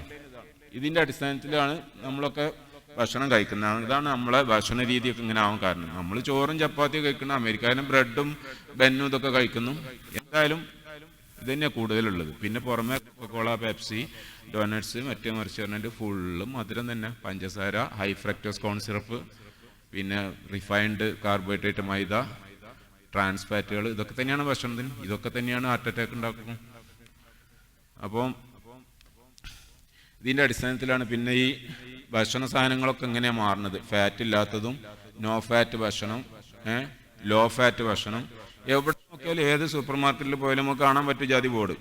ഇതിൻ്റെയൊക്കെ അടിസ്ഥാനം ഈ ഡയറ്ററി ഗൈഡിലാണ്. ഈ ഒരു ശാസ്ത്രീയ പഠനം എന്ന് പറയാവുന്ന ഒരു തെറ്റിദ്ധാരണൻ്റെ അടിസ്ഥാനത്തിലാണ് ഈ സംഗതികളൊക്കെ ഉണ്ടാക്കിയത്. പിന്നെ വിജാതി ഭക്ഷണങ്ങളാണ്. ഫാറ്റിന് പകരം നമ്മൾ കഴിക്കുന്നത് ഇത്രയും വിജാതി സാധനങ്ങളൊക്കെ കാർബോഹൈഡ്രേറ്റുകളാണ് കാര്യമായിട്ടും. പിന്നെ ബെന്ന്, ബ്രെഡ്, മറ്റു മറിച്ച്. എന്തായാലും ഈ 1977 US സെനറ്റിൽ ഈ തീരുമാനം എടുത്തത്. ഈ സാച്ചുറേറ്റഡ് ഫാറ്റ് ഹാർട്ട് അറ്റാക്ക് ഉണ്ടാക്കുന്നത് 77 ആ തീരുമാനം എടുത്ത് കറക്റ്റ് 20 കൊല്ലം കഴിഞ്ഞോടുകൂടി അമേരിക്കയിൽ പ്രമേയക്കാരാണ് എണ്ണം കൂടാൻ തുടങ്ങി. ഇന്ന് അമേരിക്കൻ പോപ്പുലേഷൻ്റെ 50% ആൾക്കാർ ആയത് ഡയബറ്റിക് ഓർ പ്രീ ഡയബറ്റിക് ആണ്. ഈ ഒരൊറ്റ സംഗതിയാണ് അതിന് കാരണം എന്നില്ലെന്ന് വേറെ സംശയമൊന്നും വേണ്ട. അന്ന് 20 കൊല്ലം എടുക്കും. കാരണം കാർബോഹൈഡ്രേറ്റ് കരളിൽ പോയി കൊഴുപ്പായി, കരളിൽ കൊഴുപ്പ് നിറഞ്ഞ് ഇൻസുലിൻ റെസിസ്റ്റൻസ് ഉണ്ടാകുമ്പോഴാണ് ഡയബറ്റിക് ആണ്. അതിന് 20 കൊല്ലത്തെ ടൈം എടുക്കും. അതേ ഞാൻ പറഞ്ഞാൽ നമ്മൾ പ്രമേയ രോഗിയാണെന്ന് അറിയപ്പെടുന്നതിൻ്റെ 20 കൊല്ലം മുമ്പ് പണി തുടങ്ങും എന്ന് പറഞ്ഞതിൻ്റെ അർത്ഥത. ഇതേമാതിരിയാണ്. പിന്നെ ഇവർ കൊഴുപ്പ് വെച്ചിട്ട് തടിച്ചതല്ല, ബെന്നാണ്, കൊക്കക്കോളയാണ്. ഇതാണ് ഇതിൻ്റെ കാരണം. അപ്പോൾ ഈ 77 ഡയറ്ററി ഗൈഡ് ലൈൻ വന്ന് 40 കൊല്ലം കഴിഞ്ഞപ്പോഴുള്ള അവസ്ഥ ഇതാ. 4 ഇരട്ടി കൂടി അമേരിക്കയിൽ പൊണ്ണത്തടിയന്മാർ. പ്രമേഹം 15 ഇരട്ടി കൂടി. ചെറിയ പയ്യന്മാരടക്കം പ്രമേയ രോഗികളും പൊണ്ണത്തടിയന്മാരും. പക്ഷെ ഇതൊക്കെ അന്ന് തന്നെ ഒരുപാട് ശാസ്ത്രജ്ഞന്മാർ ആൻസൽ കീസ് പറഞ്ഞതിന് എതിരായിട്ട് പറഞ്ഞിന് പഞ്ചസാരയാണ് കൂട്ടരെ കുഴപ്പമുണ്ടാക്കുന്നത്, ഇതാണ് നിങ്ങൾക്ക് ഹാർട്ട് അറ്റാക്ക് ഉണ്ടാക്കുന്ന പൊണ്ണത്തടി തന്നെ. പക്ഷെ അതിന് ഒരു വില കിട്ടിയില്ല. കാരണം ഇപ്പം നിങ്ങളോട് ഞാൻ പറയാം, പഞ്ചസാര കഴിച്ചാൽ തടി കൂടും, പിന്നെ പൊണ്ണത്തടി ഉണ്ടാവും, ഹാർട്ട് അറ്റാക്ക് ഉണ്ടാകുന്ന നിങ്ങൾക്ക് ആർക്കും ഇപ്പോഴും വിശ്വസിക്കാൻ ഇപ്പോഴും കഴിയൂല. ആ സമയത്ത് ഞാൻ പറയാം, നിങ്ങൾ കൊഴുപ്പ് കഴിക്കരുത് കേട്ടോ. രക്തത്തിൽ കൊഴുപ്പ് കൂടും, ബ്ലോക്ക് ഉണ്ടാവും, ഹാർട്ട് അറ്റാക്ക് ഉണ്ടാവും. വിശ്വസിക്കാനൊരു പ്രയാസം തോന്നൂല. കോമൺ സെൻസ് എന്ന സാധനം ഉണ്ട് മനുഷ്യന്, അത് വെച്ചിട്ട് ആലോചിച്ചാൽ. പക്ഷേ ഈ കോമൺ സെൻസ് അല്ല സംഗതി നടക്കുന്നത്. ഇവിടെ ഹോർമോൺസ് എന്ന സാധനമുണ്ട് ശരീരത്തിൽ. ഞാൻ ചോദിക്കട്ടെ, ഒരുപാട് പച്ച ഇല ഇങ്ങനെ വാരി വലിച്ച് 4 നേരം തിന്നും. നമ്മളാരെയും പച്ച നിറമുണ്ടോ? അങ്ങനെയല്ല ശരീരത്തിൽ നടക്കുന്നത്. അതിൻ്റെ ഉള്ളിൽ കുറേ പണികൾ വേറെ നടക്കണം. നമ്മൾ എന്ത് കഴിച്ചാലും അത് ഏത് രീതിയിൽ എങ്ങോട്ടൊക്കെ പോകണമെന്നൊക്കെ തീരുമാനിക്കാൻ കുറേ ആൾക്കാരോടുണ്ട്. അതിനാണ് ഹോർമോണുകൾ എന്ന് പറയുന്നത്. അപ്പോൾ അത് കൊഴുപ്പ് കഴിച്ച് നേരിച്ചൊരു കൊഴുപ്പ് കൂടില്ല, ഷുഗർ കഴിച്ച് നേരിച്ച് ഷുഗർ കൂടും, അതിൻ്റെ കൂടെ തന്നെ കൊഴുപ്പും കൂടും. കൊഴുപ്പ് കഴിച്ചുകൊണ്ട് മാത്രമല്ല കൊഴുപ്പ് കൂടുന്നത്. കൊഴുപ്പ് കൂടും, പക്ഷേ അത് കരളിലല്ല കൂടുക. ശരീരത്തിൽ അപകടമില്ലാത്ത സ്ഥലത്തേക്കാണ് കൊഴുപ്പ് ചെല്ലുക. ആ സമയത്ത് ഷുഗർ കഴിച്ചാൽ കരളിലാണ് കൂടുക. കാരണം ഇൻസുലിനാണ് പറയുന്നത്. ഇൻസുലിനാണ് കരളിൽ ഫാറ്റ് ഡെപ്പോസിറ്റ് ഉണ്ടാക്കുന്നത്. ഈ ഇൻസുലിൻ്റെ പ്രവർത്തനം കാരണം കരളിൽ കൊഴുപ്പ് നിറയുമ്പോഴാണ് ബാക്കി ഇഷ്യൂസൊക്കെ വരുന്നത്. ഇതാണ് അതിൻ്റെ ശാസ്ത്രം. നമ്മൾ കൂടുതൽ കാർബോഹൈഡ്രേറ്റ് കഴിച്ചു കഴിഞ്ഞാൽ അത് രക്തത്തിൽ ചെറുകുടലിൽ നിന്ന് ഗ്ലൂക്കോസ് അല്ലെങ്കിൽ ഫ്രക്ടോസ്, ഈ 2 രീതിയിലാണ് അത് രക്തത്തിലെത്തുന്നത്. രക്തത്തിലെത്തിക്കഴിഞ്ഞാൽ ഉടനെ പാങ്ക്രിയാസിൽ നിന്ന് ഇൻസുലിൻ ഉണ്ടാവും. ഈ ഇൻസുലിൻ്റെ പണി എന്ന് വെച്ചാൽ ഈ ഗ്ലൂക്കോസിനെ നമ്മളെ കോശങ്ങളുടെയൊക്കെ ഊർജത്തിന് വേണ്ടിയിട്ട് കോശങ്ങളിൽ എത്തിച്ചു കൊടുക്കുന്ന പണിയാണ്. കോശങ്ങൾക്കകത്ത് മൈറ്റോകോൺട്രിയ എന്ന സാധനമുണ്ട്. ഈ മൈറ്റോകോൺട്രിയയിൽ ഗ്ലൂക്കോസ് നമ്മൾ ശ്വസിക്കുന്ന ഓക്സിജനും കൂടി ചേരുമ്പോഴാണ് ഇലക്ട്രോൺസാണ് എനർജി എന്ന് പറഞ്ഞത്. ഈ എനർജി ഉണ്ടാക്കുന്ന പണി അതിന് വേണ്ടിയിട്ടാണ് ഗ്ലൂക്കോസ് കാര്യമായിട്ട് നമ്മൾ ശരീരം ഉപയോഗിക്കുന്നത്. നല്ല കാര്യം, നമുക്ക് എനർജി ഇല്ലാതെ ജീവിക്കാൻ പറ്റില്ല, അങ്ങനെ തന്നെ വേണം. പക്ഷെ നമ്മൾ കഴിക്കുന്നത് മുഴുവൻ അങ്ങനെ എനർജി ആയിട്ട് ഉപയോഗിക്കില്ല. അതിൽ ബാക്കിയുള്ളത് ഗ്ലൂക്കോസിനെ നേരെ കരളിൽ കൊണ്ടുപോയിട്ട് ഗ്ലൈക്കോജനായിട്ട് ഡെപ്പോസിറ്റ് ചെയ്യും. നമ്മൾ ഉച്ചക്കൊക്കെ ഭക്ഷണമൊക്കെ ഉണ്ടാക്കി ബാക്കിയുള്ളത് നമ്മളെന്ത് ചെയ്യുക, ഫ്രിഡ്ജ് കൊണ്ടേക്കൂലേ? ഇതേ പണി തന്നെ. രാത്രി 2 എടുത്തിട്ട് ചൂടാക്കിയിട്ട് തിന്നും. സാധാരണ ചെയ്യാൻ പാടില്ലാത്തൊരു കാര്യമാണ്, പക്ഷേ സംഗതി നമ്മൾ ചെയ്യലുണ്ട് അങ്ങനെ. ആ പണിയാണ് ഇവിടെ ശരീരം ചെയ്യുന്നത്. എക്സസ് വരുന്ന ഗ്ലൂക്കോസിനെ കരളിൽ കൊണ്ടുപോയിട്ട് ഗ്ലൈക്കോജൻ ആക്കും. ഈ ഗ്ലൈക്കോജൻ രാത്രി ഭക്ഷണം കഴിക്കാത്ത നേരത്ത്, വ്രതം തന്നെ ഭക്ഷണം കഴിക്കാത്ത സമയത്ത് ബ്ലഡൊക്കെ തിരിച്ചിങ്ങോട്ട് വരും. അതിന് പറയുക ഗ്ലൈക്കോജനോലിസിസ് എന്ന് പറയും ശാസ്ത്രത്തിൽ. അതിനും ഒരു ഗ്ലൂക്കോൺ എന്ന് പറഞ്ഞാൽ വേറെ ഹോർമോൺ ഉണ്ട്. ഇൻസുലിനെ പോലെ തന്നെ പാൻക്രിയാസിൽ ഉണ്ടാകുന്ന ആൽഫാസൈലിൽ ഉണ്ടാകുന്ന ഒരു ഹോർമോൺ ഉണ്ട് ഗ്ലൂക്കോൺ. ഇതിൻ്റെ പ്രവർത്തനം കാരണം ഈ ഗ്ലൈക്കോജൻ തിരിച്ച് ബ്ലഡിൽ വന്നിട്ട് ഗ്ലൂക്കോസായിട്ട് ഇതേമാതിരി സെല്ലുകൾക്ക് ഉപയോഗിക്കാൻ വേണ്ടി എനർജി ആയിട്ട് മാറ്റും. അപ്പോൾ ഈ ഒരു സംഗതി ഇങ്ങനെ നടക്കുമ്പോൾ ഒരു കുഴപ്പമുണ്ടാവില്ല. എക്സസ് വരുന്നത് കരളിൽ പോവും, അത് ഭക്ഷണം കഴിക്കാത്ത നേരത്ത് തിരിച്ച് ബ്ലഡിൽ വന്നിട്ട് ഗ്ലൂക്കോസായിട്ട് എനർജി ആയിട്ട് ഉപയോഗിക്കും. ഇതിങ്ങനെ ഉപയോഗിക്കുകയാണെങ്കിൽ ഒരു കുഴപ്പമുണ്ടാവില്ല. പഠിച്ചവൻ അങ്ങനെ ആ സിസ്റ്റം ഉണ്ടാക്കിയിട്ടുള്ളത്. ഇങ്ങനെ പ്രശ്നം ഉണ്ടാകുന്നത്, പ്രശ്നം വരുന്നത് എങ്ങനെയാണെന്ന് വെച്ചാൽ നമ്മൾ രാത്രി ഈ ഗ്ലൈക്കോജൻ ഫുള്ള് ഉപയോഗിച്ച് തീരണം രാവിലത്തെ ബ്രേക്ക്ഫാസ്റ്റിൻ്റെ മുമ്പ്. എവിടെ തീരാനാ? 4 രാത്രി ഉപയോഗിച്ചാൽ തീരാത്ത ഗ്ലൈക്കോജൻ അവിടെ ഉണ്ടാകും. കാരണം പകൽ മുഴുവൻ തന്നെയല്ലേ തിന്നണ്, ആടിൻ്റെ പണിയല്ലേ. 8-10 നേരം ഭക്ഷണം ഗ്ലൈക്കോജൻ ഇങ്ങനെ തീർന്ന്, അപ്പോൾ അത് ബാക്കിയാവും, കുറച്ചവിടെ ബാക്കിയാൽ മതി. ഈ ബാക്കിയാവുന്നത് പിറ്റേന്ന് രാവിലെ പിന്നെയും ബാക്കിയാണ്. ഇതിങ്ങനെ നിറഞ്ഞ് കരളങ്ങോട്ട് നിറയും. ഒരു ദിവസം ഇത് ഉപയോഗിക്കുന്നില്ലല്ലോ, എന്നും എക്സസ്സാണ് നമ്മൾ കഴിക്കുന്നത്. ആ എക്സസ് ഉള്ളത് കൂടി ഇങ്ങനെ വരുമ്പോൾ ലിവറിൽ ഇത് കൊല്ലാത്തൊരവസ്ഥ വരും. അപ്പം അടുത്ത പണിയെടുക്കും അതിനും ഇൻസുലിൻ തന്നെയാണ് പണിയെടുക്കുന്നത്. മൂപ്പര് ഈ ഗ്ലൈക്കോജനെ കൊഴുപ്പാക്കിയിട്ട് മാറ്റും. നമ്മൾ ഫ്രിഡ്ജിലൊക്കെ സാധനം കൊണ്ടുപോയി പെട്ടെന്ന് ഉപയോഗിക്കാൻ പറ്റാത്തൊരു സാധനമാക്കി മാറ്റും, കൊഴുപ്പാക്കിയിട്ട് മാറ്റും. അതേമാതിരി തന്നെ നമ്മൾ പറഞ്ഞ ഗ്ലൂക്കോസിൻ്റെ പുറമെ ഫ്രക്ടോസ് പറഞ്ഞ സാധനം വരുന്നുണ്ടെന്ന് പറഞ്ഞല്ലോ ഈ കാർബോഹൈഡ്രേറ്റിനകത്ത്. ഫ്രക്ടോസ് പറഞ്ഞാൽ പഞ്ചസാരയിൽ പകുതി ഗ്ലൂക്കോസും പകുതി ഫ്രക്ടോസും. അതേമാതിരി പഴങ്ങളിൽ ഇതേമാതിരി ഗ്ലൂക്കോസും ഫ്രക്ടോസും. ഈ ഫ്രക്ടോസിനെ ഈ സെല്ലുകൾക്കൊന്നും ഉപയോഗിക്കാൻ പറ്റാത്തൊരു ടൈപ്പ് കാർബോഹൈഡ്രേറ്റാണ്. അത് എന്താ ചെയ്യുക വെച്ചാൽ നേരെ പോയിട്ട് കരളിൽ പോയിട്ട് കൊഴുപ്പായിട്ടാണ് നിൽക്കും. ആയിക്കോട്ടെ, ഒരു കുഴപ്പമില്ല, കുറച്ച് കൊഴുപ്പൊക്കെ ഉണ്ടായാലും പ്രശ്നമൊന്നുമില്ല ലിവറിൽ, ഒരു അപകടമില്ലാത്ത സാധനമാണ്. അതെന്തിനാന്ന് വെച്ചാൽ ഈ ഒരു 2 ദിവസം ഭക്ഷണം കിട്ടിയിട്ടില്ലെങ്കിൽ 36 മണിക്കൂറെ പരമാവധി ഗ്ലൈക്കോജൻ നമ്മൾ ലിവറിൽ കൊള്ളും. 36 മണിക്കൂർ ഭക്ഷണം കഴിച്ചിട്ടില്ലെങ്കിൽ ഈ ഗ്ലൈക്കോജൻ മുഴുവൻ തീരും. നമുക്കൊരു 4 ദിവസം ഭക്ഷണം കിട്ടിയില്ല എന്ന് നോക്കുക, എവിടെയെങ്കിലും കുടുങ്ങിപ്പോയി മരിച്ചു പോകുന്നില്ല നമ്മൾ. ഈ സാധനം കൊഴുപ്പ് തിരിച്ച് ലിപ്പോലിസിസ് എന്ന് പറയും, തിരിച്ച് കീറ്റോൺസ് അല്ലെങ്കിൽ ഗ്ലീസറോളൊക്കെ ആയിട്ട് തിരിച്ച് ബ്ലഡ് കൊണ്ടുവരും, നമ്മൾ ഊർജ്ജമായിട്ട് ഉപയോഗിക്കും. അപ്പോൾ ഒരു പകുതിയൊക്കെ അളവിൽ കരളിൻ്റെ പകുതിയൊക്കെ കൊഴുപ്പുണ്ടായാലും വലിയ അപകടമൊന്നുമില്ല. അത് കുറേ ദിവസം പട്ടിണി നടന്നാൽ അതാണ് ശീലമായിപ്പോൾ പുറത്ത് കൊണ്ടുവരും, കംപ്ലീറ്റ് ക്ലിയർ ആവും. ആ ഒരു ഫിക്സഡ് ഡെപ്പോസിറ്റ് ആയിട്ട് അവിടെ കിടക്കുകയാണ് ഫ്രീസറിലൊക്കെ സാധനം വെച്ച മാതിരി. അപ്പോഴും കുഴപ്പമൊന്നുമില്ല. പിന്നെ എപ്പോഴാണ് പ്രശ്നം? ഇതിങ്ങനെ നമ്മൾ 4 ദിവസം പട്ടിണി നടക്കുന്നതിന് പകരം ദിവസത്തിൽ 10 നേരം ഭക്ഷണം കഴിച്ചുകൊണ്ടിരുന്നാൽ ഇതൊരിക്കലും ഉപയോഗിക്കപ്പെടില്ല ഈ കൊഴുപ്പ്.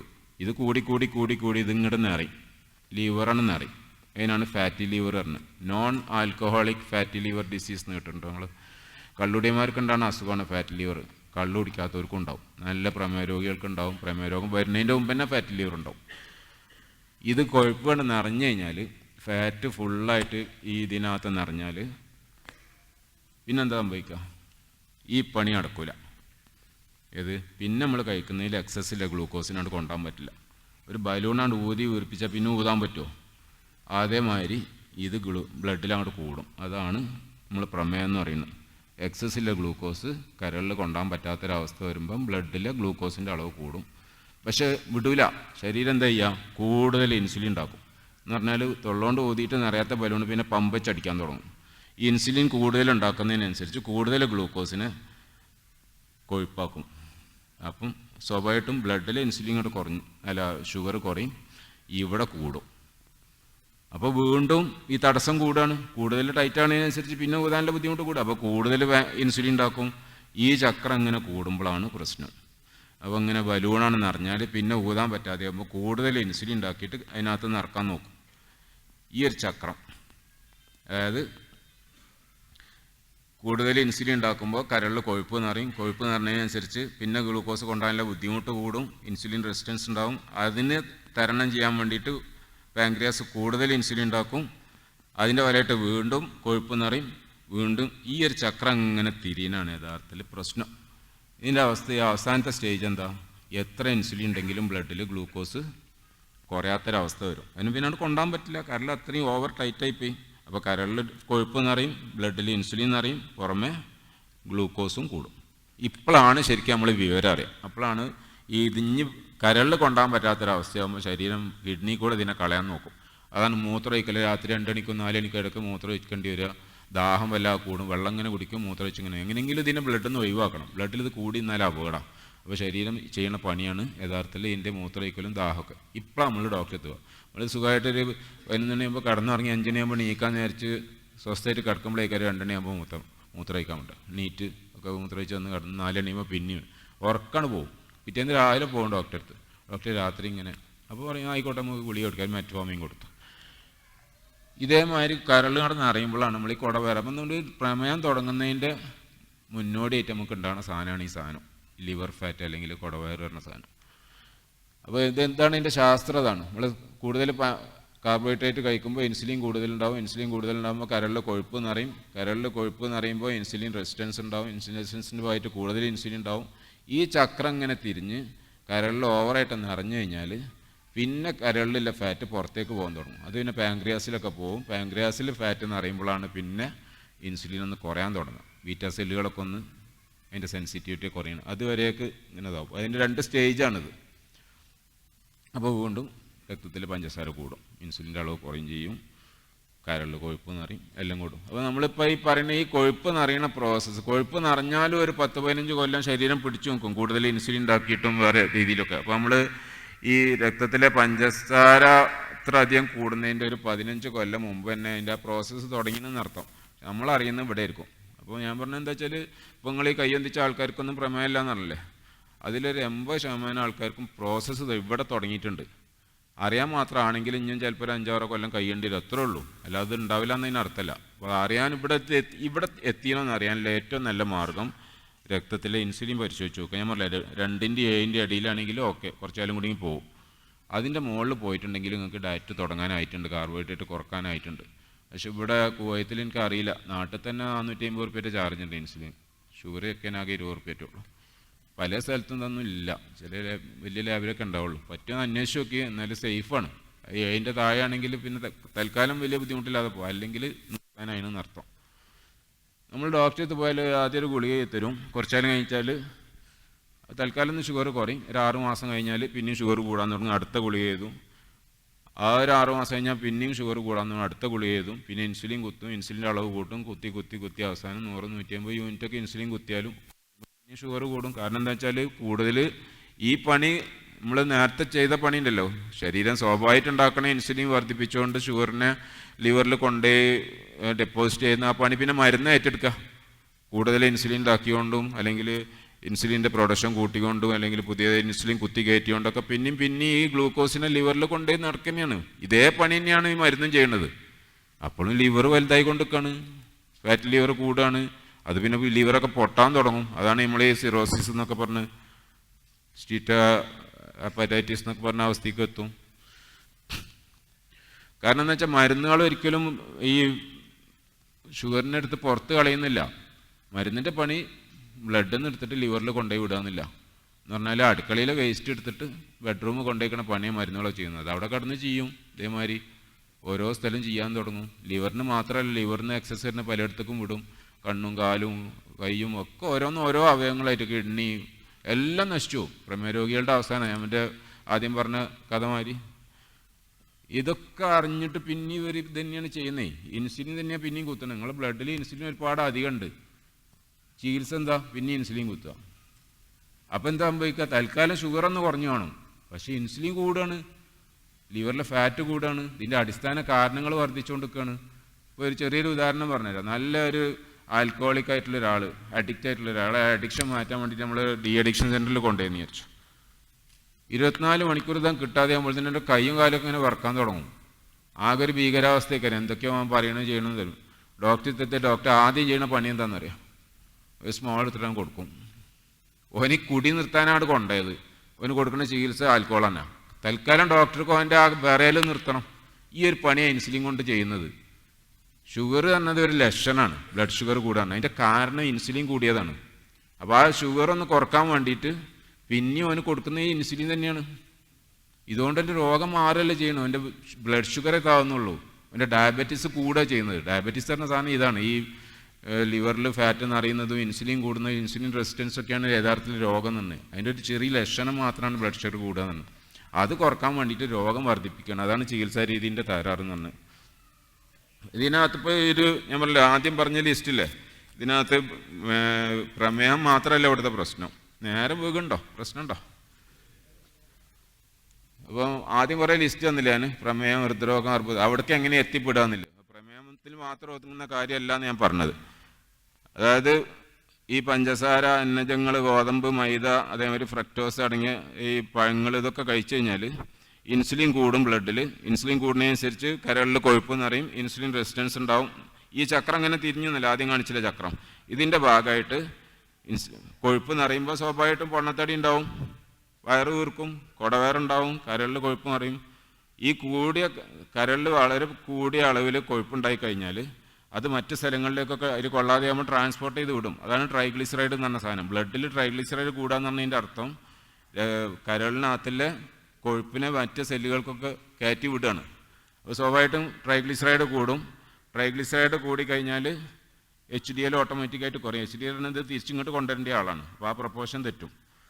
പിന്നെ ട്രൈഗ്ലിസറൈഡ് ബ്ലഡ് കൊഴുപ്പ് കൂടുന്നതനുസരിച്ച് ബ്ലഡിൻ്റെ വിസ്കോസിറ്റിയിൽ മാറ്റം വരും. സ്വാഭാവികമായിട്ടും പമ്പ് ചെയ്യാനുള്ള ബുദ്ധിമുട്ട് കൂടും, കൂടുതൽ പ്രഷറിൽ പമ്പ് ചെയ്യേണ്ടി വരും. അതാണ് BP എന്ന് പറഞ്ഞാൽ ബ്ലഡ് പ്രഷർ എന്ന് പറഞ്ഞാൽ. ബ്ലഡ് പ്രഷർ കൂടും.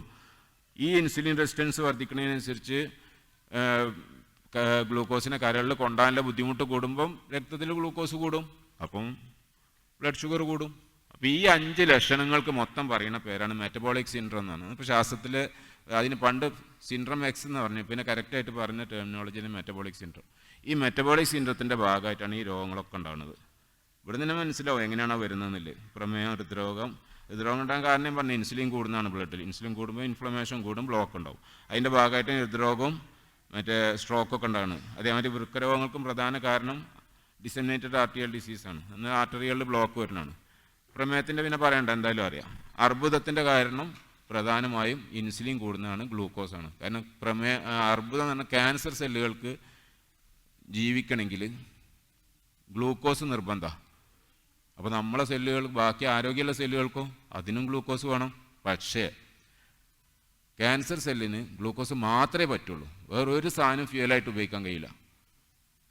മൈറ്റോകോൺട്രിയൽ ഡിസ്ഫങ്ഷൻ എന്ന് പറയും. ആ അവസ്ഥയിലെത്തുമ്പോഴാണ് ക്യാൻസർ സെല്ലുകൾ ഉണ്ടാകുന്നത്. എന്ന് പറഞ്ഞാൽ ഞാൻ പറഞ്ഞില്ല, ആദ്യം പറഞ്ഞ മൈറ്റോകോൺട്രിയ സെല്ലുകൾക്കകത്ത് എനർജി ഉണ്ടാക്കുന്ന ഫാക്ടറിയാണ് മൈറ്റോകോൺട്രിയ. അതിനെ അത് ഗ്ലൂക്കോസും ഓക്സിജനും ചേർത്തിട്ടാണ് ഇലക്ട്രോണുകൾ പറഞ്ഞ എനർജി ഉണ്ടാക്കുന്നത്.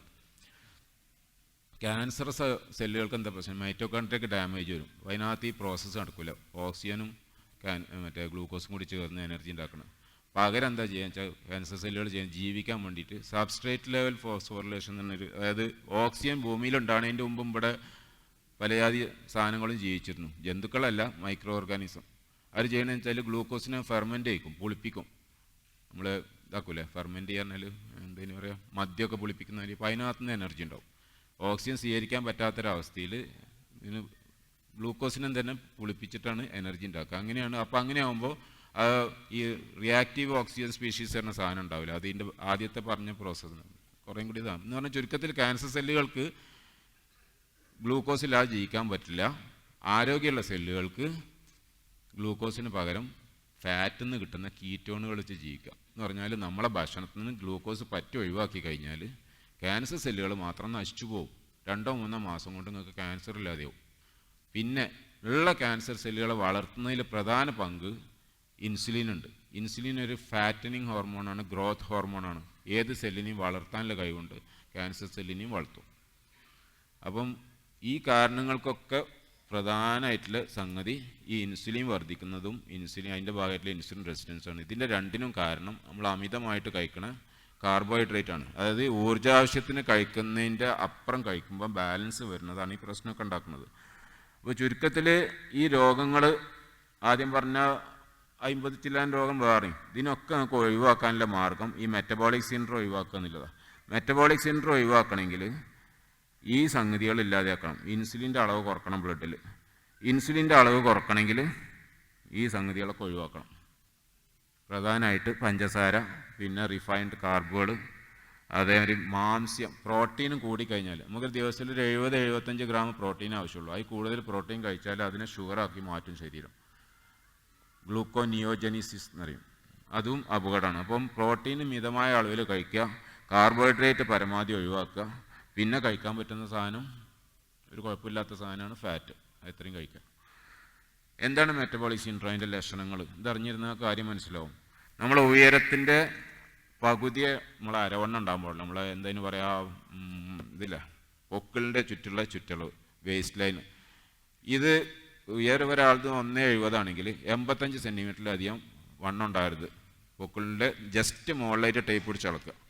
അപ്പോൾ 85 സെൻറ്റിമീറ്ററിലധികം ഉണ്ടെങ്കിൽ അവൻ്റെ കരളിൽ കൊഴുപ്പ് എന്ന് പറയാൻ തുടങ്ങിയതിൻ്റെ അർത്ഥം. അപ്പം എല്ലാവർക്കും അളക്കാൻ പറ്റുക ആദ്യത്തെ ലക്ഷണം അതാണ്. ഫസ്റ്റിൽ അത് വന്നു കഴിഞ്ഞാൽ 85 ഉയരത്തിൻ്റെ പകുതിയിൽ കൂടുതൽ അരവണ്ണം ഉണ്ടായാൽ മെറ്റബോളിക് സിൻഡ്രോത്തിൻ്റെ ഒരു ലക്ഷണമാണത്. രണ്ടാമത്തെ ലക്ഷണം നിങ്ങളെ ബ്ലഡ് പ്രഷർ 130/85 കൂടുക. അതേപോലെ ഷുഗർ ഫാസ്റ്റിംഗ് സ്റ്റേജിൽ 100-ലധികം ഉണ്ടാവുക. ട്രൈഗ്ലിസറൈഡ് ഫാസ്റ്റിങ്ങിൽ 150 കൂടുതലുണ്ടാവുക. HDL 40 കുറയുക. പെണ്ണുങ്ങളാണെങ്കിൽ 50 കുറയാൻ പാടില്ല, അവർക്ക് കൂടുതൽ വേണം HDL. അപ്പോൾ ഇത്രയും ലക്ഷണങ്ങളിൽ ഏതെങ്കിലും 3 ഉണ്ടാവുകയാണെങ്കിൽ ബാക്കി 2 ഉണ്ടായിക്കോളൂ ഉടനെ തന്നെ. ആർക്ക് മെറ്റബോളിക് സിൻഡ്രോം ഉണ്ടെന്നതിൻ്റെ അർത്ഥം ഓരോരുത്തർക്കും ചെക്ക് ചെയ്യാവുന്നുള്ളൂ. അപ്പോൾ ഇതാണ് ഞാൻ പറഞ്ഞത്, ഈ ഇത്രയും സംഗതികൾ ചെക്ക് ചെയ്തുകൊണ്ടിരിക്കുകയാണെങ്കിൽ ഒരു 6 മാസത്തിലൊരിക്കലെങ്കിലും നിങ്ങൾ ഇത് വാച്ച് ചെയ്തുകൊണ്ടിരിക്കുകയാണെങ്കിൽ നിങ്ങൾക്ക് അറിയാൻ പറ്റും നിങ്ങൾക്ക് ഈ സംഭവം വന്നിട്ടുണ്ടോന്നില്ല. വന്നിട്ടുണ്ടെങ്കിൽ പിന്നെ ബാക്കിയുള്ള രോഗങ്ങൾ ഏതാ ആദ്യം വരിക നിങ്ങളെ ഭാഗ്യം പോലെ. ഹാർട്ട് അറ്റാക്ക് വന്നാൽ കഴിച്ചില്ല ഏതായാലും തീർന്നോളും. ഷുഗർ ആണെങ്കിൽ ആ പ്രശ്നം അങ്ങനെ നരകിച്ച് മരിക്കേണ്ടി വരും. അപ്പം ഇതാണ് പ്രശ്നം. ഇപ്പം ഇത് 1797 ജീവിച്ചിരുന്നൊരു കക്ഷിയാണ് വില്യം ബാൻഡിങ്. ബാൻഡിങ് ഡയറ്റ് എന്ന് പറഞ്ഞാണ്ടാണ് ഇത് ആദ്യം ലോകത്ത് പ്രത്യക്ഷപ്പെടുന്നത്. 100-200 കൊല്ലം മുമ്പാണ്, പുതിയ സംഭവം എന്നല്ല. അയാൾ ഇതേമാതിരി ഭയങ്കര തടിയാണ്, ഓവർ വെയിറ്റുള്ള ആളായിരുന്നു. നിങ്ങൾ ഈ എന്താ പറയുക, അണ്ടർടേക്കർ എന്ന് പറഞ്ഞാൽ നമ്മൾ ഈ പറയില്ല ഇവൻറ്റ് മാനേജ്മെൻറ്റ്, കല്യാണത്തിന് പന്തലിടലും ചോറുണ്ടാക്കി കൊടുക്കും ഇങ്ങനെയൊക്കെ ഏറ്റെടുക്കുന്ന കരാറായിരുന്നു. പിന്നെ സ്വാഭാവികമായിട്ട് തീറ്റിൻ്റെ കാര്യത്തിൽ എവിടെയും പോകില്ല. ഇപ്പോൾ നമ്മളൊക്കെ പണ്ടാരികളെ കണ്ടില്ല, വള്ളിയൊക്കെ ചാടി ഇത്ര, അതിൻ്റെയൊക്കെ ആ ടൈപ്പ് തന്നെ, പെരും തടിയാണ്. പല വൈദ്യം നോക്കി തടി കുറക്കാൻ, എന്ത് ഫാറ്റ് കുറച്ച് നോക്കി, പ്രോട്ടീൻ കുറച്ച് നോക്കി, എന്ത് കുറച്ചിട്ട് ഇവിടെ പറയും. അവസാനം കാർബോഹൈഡ്രേറ്റ് കുറക്കാൻ തുടങ്ങിയോടുകൂടി തടിയാണ് പോയി. അതാണ് ആൾ വലിയ പുസ്തകം എഴുതി, എൻ്റെ പേര് letter on corpulence address to public എന്ന് തന്നെ. ഈ ടൈമിൽ ഏകദേശം ഇതിൻ്റെ അടിയിലായിട്ട് എഴുതിയതാണ്. അയാൾ പറയുന്നതാണ് പഞ്ചസാരയും ധാന്യങ്ങളും ഒഴിവാക്കി കഴിഞ്ഞാൽ തടി കുറയും, പ്രമേയവും ഇതൊക്കെയാണ്. ആദ്യമായിട്ട് അതിനെ പറ്റിയ പുസ്തകമായിട്ട് ഇറങ്ങിയതാണ്. പിന്നെ ഇതാണ് ഞാൻ പറഞ്ഞ കക്ഷി, കനേഡിയൻ നെഫ്രോളജിസ്റ്റ് ജെയ്സൺ ഫങ്. മൂപ്പരെ പ്രശ്നം എന്ന് വെച്ചാൽ മൂപ്പര് വൃക്കരോഗികളെയാണ് ചികിത്സിക്കുന്നത്. വന്നാൽ ഡയാലിസിസ് ചെയ്യുക, കുടിങ്ങള്ളിക്ക് കിഡ്നി മാറ്റിയൊക്കെ ഇങ്ങനത്തെ പണികളൊക്കെ. അപ്പോൾ മൂപ്പര് നോക്കുമ്പോൾ 80% കിഡ്നി രോഗികളും ഡയബറ്റിക്കുകളാണ്. അപ്പോൾ ഈ ഡയബറ്റീസും ഇതും തമ്മിൽ വലിയ ബന്ധമുണ്ട്. ഡയബറ്റീസ് മാറ്റാതെ കിഡ്നി രോഗം ചികിത്സിച്ചാൽ ശരിയാവില്ല എന്ന് അയാൾക്ക് ബോധ്യമായി. പിന്നെ അയിമക്കായി പഠനം. അങ്ങനെയാണ് ഈ ലോകത്തിന് വലിയ സംഭാവനകൾ ഇയാൾ കൊടുക്കാൻ കാരണം. 3 വലിയ പുസ്തകം എഴുതിയിട്ടുണ്ട്. വലിയതല്ല, മഹത്തായ 3 പുസ്തകങ്ങൾ. ഒന്ന് ഒബീസിറ്റി കോഡ്, പിന്നെ കംപ്ലീറ്റ് ഗൈഡ് ടു ഫാസ്റ്റിംഗ്, ഇപ്പോൾ അവസാനം ഇപ്പം കഴിഞ്ഞ ആഴ്ച ഒരു പുസ്തകം റിലീസ് ചെയ്ത് ഡയബറ്റീസ് കോഡ് എന്നും പറഞ്ഞിട്ട്. ഡയബറ്റീസ് കോഡൊക്കെ ഓൺലൈനിൽ കിട്ടും, വായിച്ചു നോക്കി. ഇതൊരു ഇങ്ങനത്തെ ഒരു മനുഷ്യനെ കണ്ടില്ല. കാരണം യാതൊരു ലാഭേച്ഛയില്ലാതെ അയാൾ 24 മണിക്കൂർ ഇതിനു വേണ്ടി മെനക്കെട്ടുക. കുറേ വായിച്ച് പഠിച്ച് അത് അയാൾക്ക് ജനങ്ങൾക്ക് മനസ്സിലാവുന്ന നല്ല ഭാഷയിൽ, ഡോക്ടർമാരുടെ ഭാഷ നമുക്ക് തിരിയില്ലല്ലോ, നമുക്ക് മനസ്സിലാവുന്ന രീതിയിൽ അയാൾ പറഞ്ഞ് അത് ബ്ലോഗുകളായിട്ട് ആഴ്ചയിൽ 1-2 ബ്ലോഗുകൾ വരുന്നുണ്ട് അയാളുടെ സൈറ്റിൽ. IDM പ്രോഗ്രാം എന്നിട്ട് വെബ്സൈറ്റ് ഉണ്ട്, അതിലുണ്ട് ബ്ലോഗ്സ് കിട്ടും. അതേമാതിരി 3 പുസ്തകങ്ങൾ, കനപ്പെട്ട 3 പുസ്തകങ്ങൾ മുമ്പ് എഴുതിയിട്ടുണ്ട്. ഒരു പൈസ അയാൾക്ക് ലാഭമില്ല. അയാൾ അധ്വാനവും സമ്പത്തൊക്കെ ഇതിനു വേണ്ടി ചിലവാക്കും. എങ്ങനെയൊക്കെ മനുഷ്യന്മാരാണ് എനിക്കറിയില്ല. എത്രയോ ലക്ഷക്കണക്കിന് ആൾക്കാർ അയാളെ കൊണ്ട് രക്ഷപ്പെട്ടു പോയിട്ടുണ്ട്. പിന്നെ അടുത്ത ഇയാൾ പറയുന്നത് ഇത് AD എன்ற സംഭവമുണ്ട്, അമേരിക്കൻ ഡയബറ്റീസ് അസോസിയേഷൻ. അവർ 2 സംഗതികൾ അവരുടെ വെബ്സൈറ്റിൽ പറയുന്നുണ്ട്. ഒന്ന് തന്നെ, പ്രമേയം ഒരിക്കലും മാറില്ല. Diabetes is A chronic and progressive എന്ന് പറഞ്ഞതിൻ്റെ അർത്ഥം അതങ്ങനെ കൂടിക്കൊണ്ടിരിക്കും, ഒരിക്കലും ഇല്ലാതെയാവില്ല, കുറയില്ല. നിങ്ങൾ എത്ര മരുന്ന് അടിച്ചിട്ടും കാര്യമില്ല, മരുന്നിൻ്റെ എണ്ണം കൂട്ടാന്നല്ലാതെ പ്രമേയം ഇല്ലാതെയാണ് പ്രശ്നമില്ല. It's A chronic and progressive disease എന്ന് ഒരിക്കലും മാറില്ല എന്നതിൻ്റെ അർത്ഥം. പ്രമേയം വന്ന് പിടിച്ചാൽ നിങ്ങളെയും കൊണ്ടേ പോവുള്ളൂ. അതാരെ പറഞ്ഞതെന്നറിയാം, അമേരിക്കൻ ഡയബറ്റീസ് അസോസിയേഷൻ. കുറഞ്ഞ പരിപാടിയൊന്നുമില്ല, ലോകത്ത് കഴിഞ്ഞിട്ടുള്ളൂ ഈ കാര്യത്തിൽ അഭിപ്രായം പറയാനൊരാൾ. എന്ന് പറഞ്ഞാൽ ഇതൊരു സത്യമാണെന്ന് നമ്മൾ വിശ്വസിക്കേണ്ടതായിരുന്നു ഈ ജെയ്സൺ ഫങ്ങിനെ പോലൊക്കെ ആൾക്കാരില്ലായിരുന്നെങ്കിൽ. പിന്നെ ഇൻസുലിൻ കുത്തിവെപ്പുകൊണ്ട് ബ്ലഡ് ഷുഗർ കുറക്കുന്നതുകൊണ്ട് ഒരു കുഴപ്പമില്ല എന്നാണ് രണ്ടാമത്തെ ഒരു അഭിപ്രായം അവർ പറയുന്നത്. ഇതെന്താ ഇവിടെ നിൽക്കാത്തത്? കുഴപ്പമില്ലല്ലേ? അപ്പോൾ ഇൻസുലിൻ കുത്തിവെച്ചാലും കുഴപ്പമില്ല, രക്തത്തിലെ പഞ്ചസാര കുറച്ചാൽ മതി എന്നാണ് പറയുന്നത്. ഈ രണ്ട് സംഗതിയും 100% തെറ്റാണ്, തെളിയിച്ചു കഴിഞ്ഞു ലോകത്ത്. ഇവർ ഇപ്പം വെബ്സൈറ്റിൽ നിന്ന് മാറ്റിയില്ല കേട്ടോ, ഒരിപ്പോഴും കഴിയുമ്പോൾ തന്നെയുള്ളത്. AD അങ്ങനെ പറഞ്ഞാൽ പിന്നെ നമ്മളെ ഡോക്ടർമാരെ പറഞ്ഞിട്ട് കാര്യമുണ്ട്, അതിലപ്പുറം വേറെ ആർക്കും എന്താ അഭിപ്രായം പറയാൻ പറ്റും? അപ്പോൾ അതുകൊണ്ട് പിന്നെ അത് ലോകത്ത് മൊത്തത്തിലുള്ള തെറ്റാണ്. ഇത് രണ്ട് തെറ്റാണെന്നാണ് ഇപ്പോൾ നമ്മൾ പറയാൻ പോകുന്നത്. ബാരിയാട്രിക് സർജറിനെ പറ്റി നിങ്ങൾ പലരും കേട്ടിട്ടുണ്ടാവും. വലിയ തടിമണ്ണൊക്കെ ഉള്ള ആൾക്കാർ ഒരു സർജറി നടത്തും. നമ്മൾ ആമാശയം അങ്ങോട്ട് ചെറുതാക്കും. ഒന്നുകിൽ സർജറി എടുത്തിട്ട് വെട്ടിച്ചുരുക്കും, അല്ലെങ്കിൽ ക്ലിപ്പ് ചെയ്യും കൊണ്ട്, അല്ലെങ്കിൽ ബാൻഡിങ് ആണ്, ഉള്ളിൽ നിന്ന് ടേപ്പ് ഇട്ടിട്ട്. എന്നാൽ ഇപ്പോൾ കഴിക്കുന്നതിൻ്റെ 10-1 അംശം പിന്നെ ഭക്ഷണം കഴിക്കാൻ പറ്റും. ഒരു പേരക്കൻ്റെ ഒക്കെ അളവിൽ ഭക്ഷണം കഴിച്ചാൽ വയറാണെന്ന് അറിയും. തടി കുറയില്ലാതെ പിന്നെ എന്താ ചെയ്യുക? ഒരു 3-4 മാസം കൊണ്ട് ഇങ്ങനെ ചുരുങ്ങി ഇങ്ങനെ വരും, ബലൂണിലെ കാറ്റ് വെച്ചാൽ മതി. അതാണ് ബാരിയാട്രിക് സർജറി. നമ്മളെ പ്രശ്നം അതല്ല. ഇയാളെ ഡയബറ്റീസ് മാറുന്നുണ്ട്. 2 മാസം കഴിയുമ്പോഴത്തേന് ബാരിയാട്രിക് സർജറി നടത്തി 2 മാസം കഴിയുമ്പോഴത്തേനും അവൻ്റെ ഇൻസുലിനും ഗുളിയൊക്കെ ഒഴിവാക്കാൻ പറ്റുന്നുണ്ട്, അവൻ്റെ ബ്ലഡ് ഷുഗർ നോർമൽക്ക് വരുന്നുണ്ട്. അപ്പോൾ AD പറഞ്ഞില്ല അതൊരിക്കലും മാറൂല എന്ന്. ബാരിയാട്രിക് സർജറി നടത്തിയിട്ട് ഡയബറ്റിക് മാറുന്നുണ്ട്, ഡയബറ്റീസ് മാറുന്നുണ്ട് ബാരിയാട്രിക് സർജറി. അപ്പോൾ അതുകൊണ്ട് നിങ്ങളാരും ബാരിയാട്രിക് സർജറി നടത്തണമെന്നല്ല ഞാൻ പറഞ്ഞതിൻ്റെ അർത്ഥം. AD പറഞ്ഞൊരു സംഗതി തെറ്റാണെന്ന് ഞാൻ പറഞ്ഞത്. ബാരിയാട്രിക് സർജറിക്ക് അതിൻ്റേതായ ഒരുപാട് ദൂഷ്യങ്ങൾ വേറുണ്ട്, അവിടേക്കൊന്നും ആരും പോകണ്ട, അല്ലാതെ തന്നെ നമുക്ക് മാറ്റാം.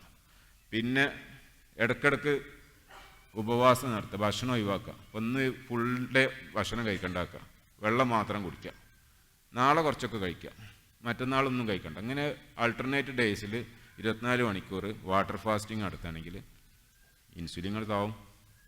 ഇൻസുലിൻ പൊന്തണമെങ്കിൽ ഭക്ഷണം കഴിക്കണമല്ലോ. ഭക്ഷണം കഴിച്ചില്ലെങ്കിൽ ഇൻസുലിൻ്റെ അളവാണ് കുറയും. ഇൻസുലിൻ്റെ അളവ് കുറയുമ്പം കരളിലെ ഫാറ്റെല്ലാം കൂടി പുറത്തേക്ക് ഇങ്ങോട്ട് വരും, അങ്ങോട്ട് പോണതിന് വരെ ഇങ്ങോട്ട് വരും.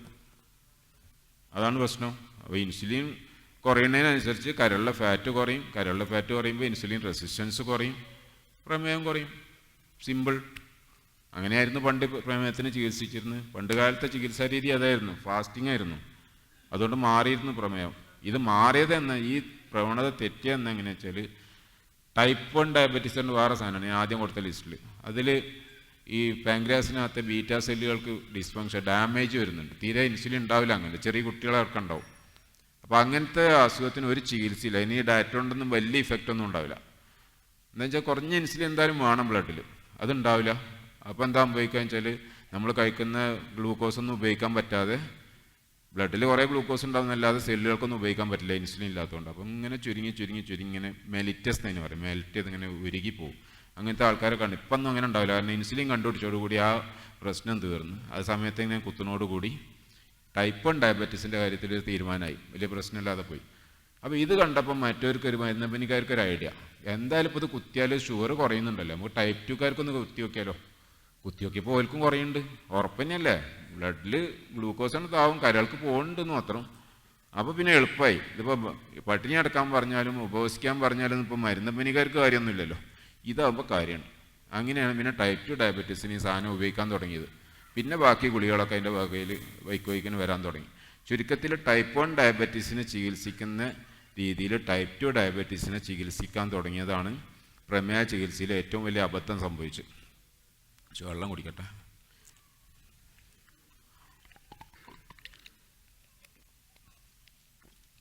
ഒരുപാട് നീണ്ടുകൊണ്ടോ, നിർത്തണോ? പിന്നെ അപ്പോൾ അതിപ്പം പറയുമ്പോൾ നിങ്ങൾക്കും വലിയ ഇടങ്ങാറായിക്കാറ്, ഈ ഇടക്കിടക്ക് ഇങ്ങനെ പട്ടിണി എടുക്കാൻ. അതിൻ്റെ ഒരു എളുപ്പമുള്ള വഴിയാണ് അടുത്തത്, low carb high fat diet. നമുക്കൊക്കെ ചെയ്യാൻ പറ്റിയ പ്രാക്ടിക്കൽ. ഇറച്ചി തിന്നുക, മുട്ട തിന്നുക, വേറെ ബേജാറൊന്നുമില്ല. പട്ടിണി എടുക്കൊന്നും വേണ്ട, ഒരു ദിവസം പോലും പട്ടിണി എടുക്കണ്ട. വയറിറച്ചി തിന്നാം.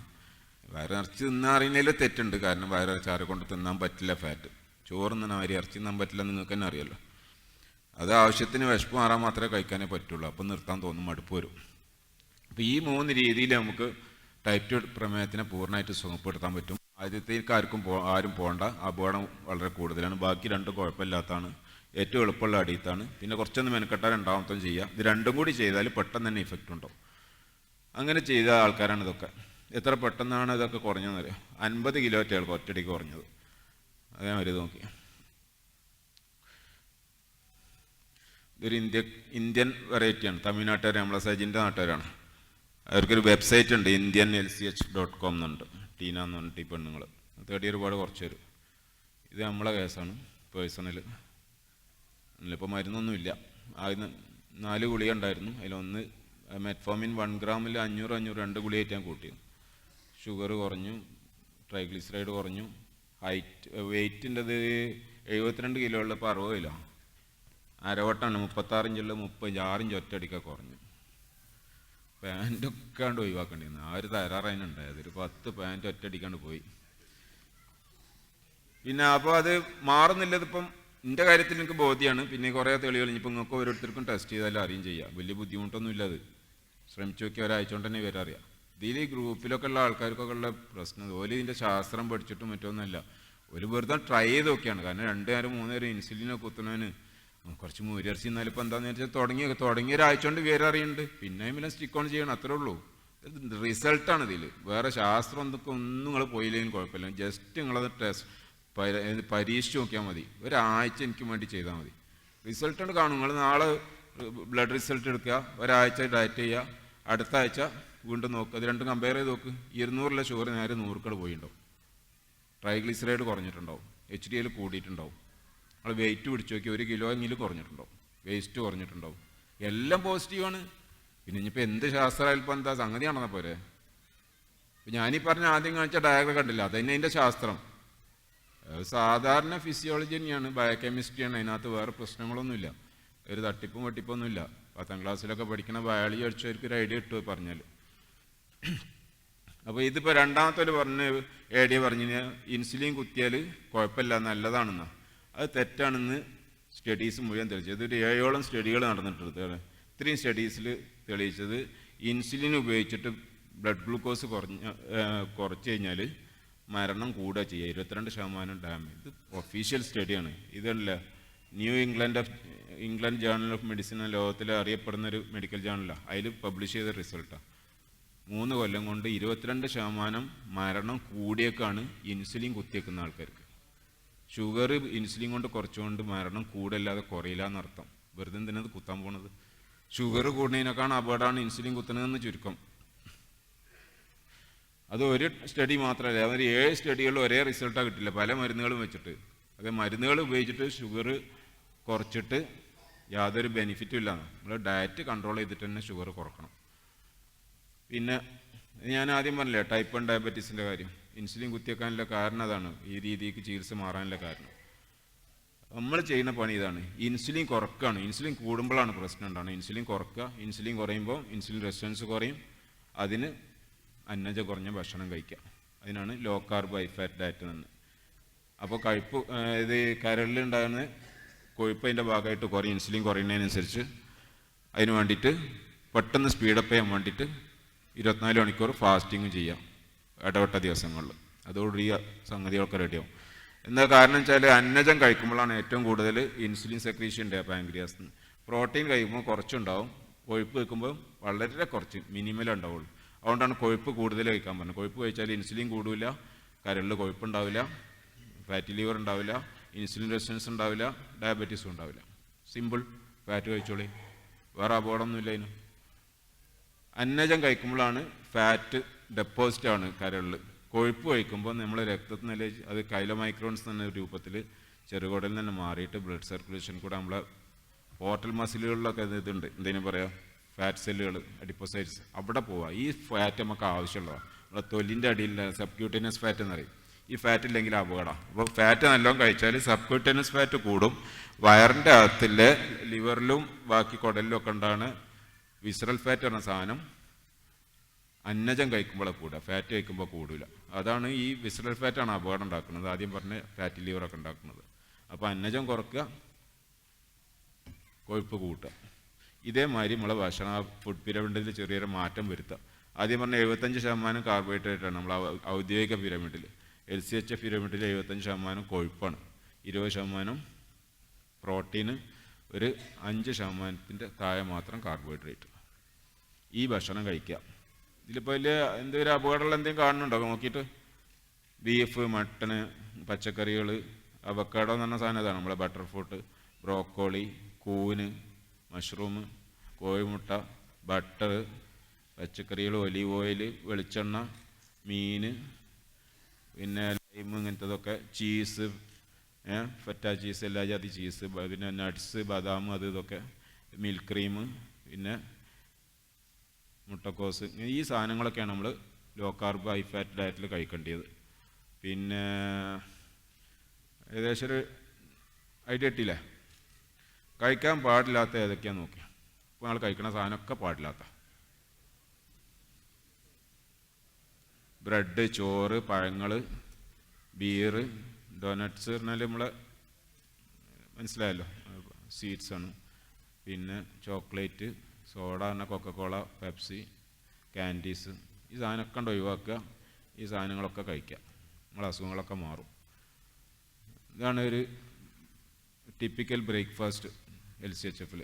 ഒരു 250 ഗ്രാം ബീഫ് നന്നായിട്ട് ഫ്രൈ ചെയ്യുക. ഇത് ബട്ടറും മുട്ടൻ്റെ മഞ്ഞയും കൂടി അടിച്ചിട്ടുള്ളൊരു സോസാണ്. പിന്നെ കുറച്ച് പച്ചക്കറിയാണ്, അതും ബട്ടറിൽ ഫ്രൈ ചെയ്യുക.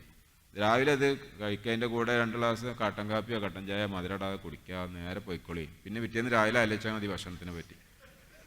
വെള്ളം അങ്ങനെ ഇടയ്ക്കിങ്ങനെ കുടിച്ചാൽ മതി, കോൺക്രീറ്റ് ചെയ്താണ്ട് ക്യൂർ ചെയ്യല്ലോ അതേമാതിരി. ഇതൊക്കെയാണ് ഇപ്പോൾ അതിൻ്റെ ഡീറ്റെയിൽഡ് ലിസ്റ്റ്. ഇപ്പോൾ എല്ലാം കൂടി വായിക്കാൻ തന്നെ കിട്ടില്ല. ഇതൊക്കെ കഴിക്കാൻ പറ്റുന്ന സാധനം, അതിലൊന്നും കഴിക്കാൻ പറ്റാത്തതില്ല. വായിക്കൊന്നും വേണ്ടല്ലോ.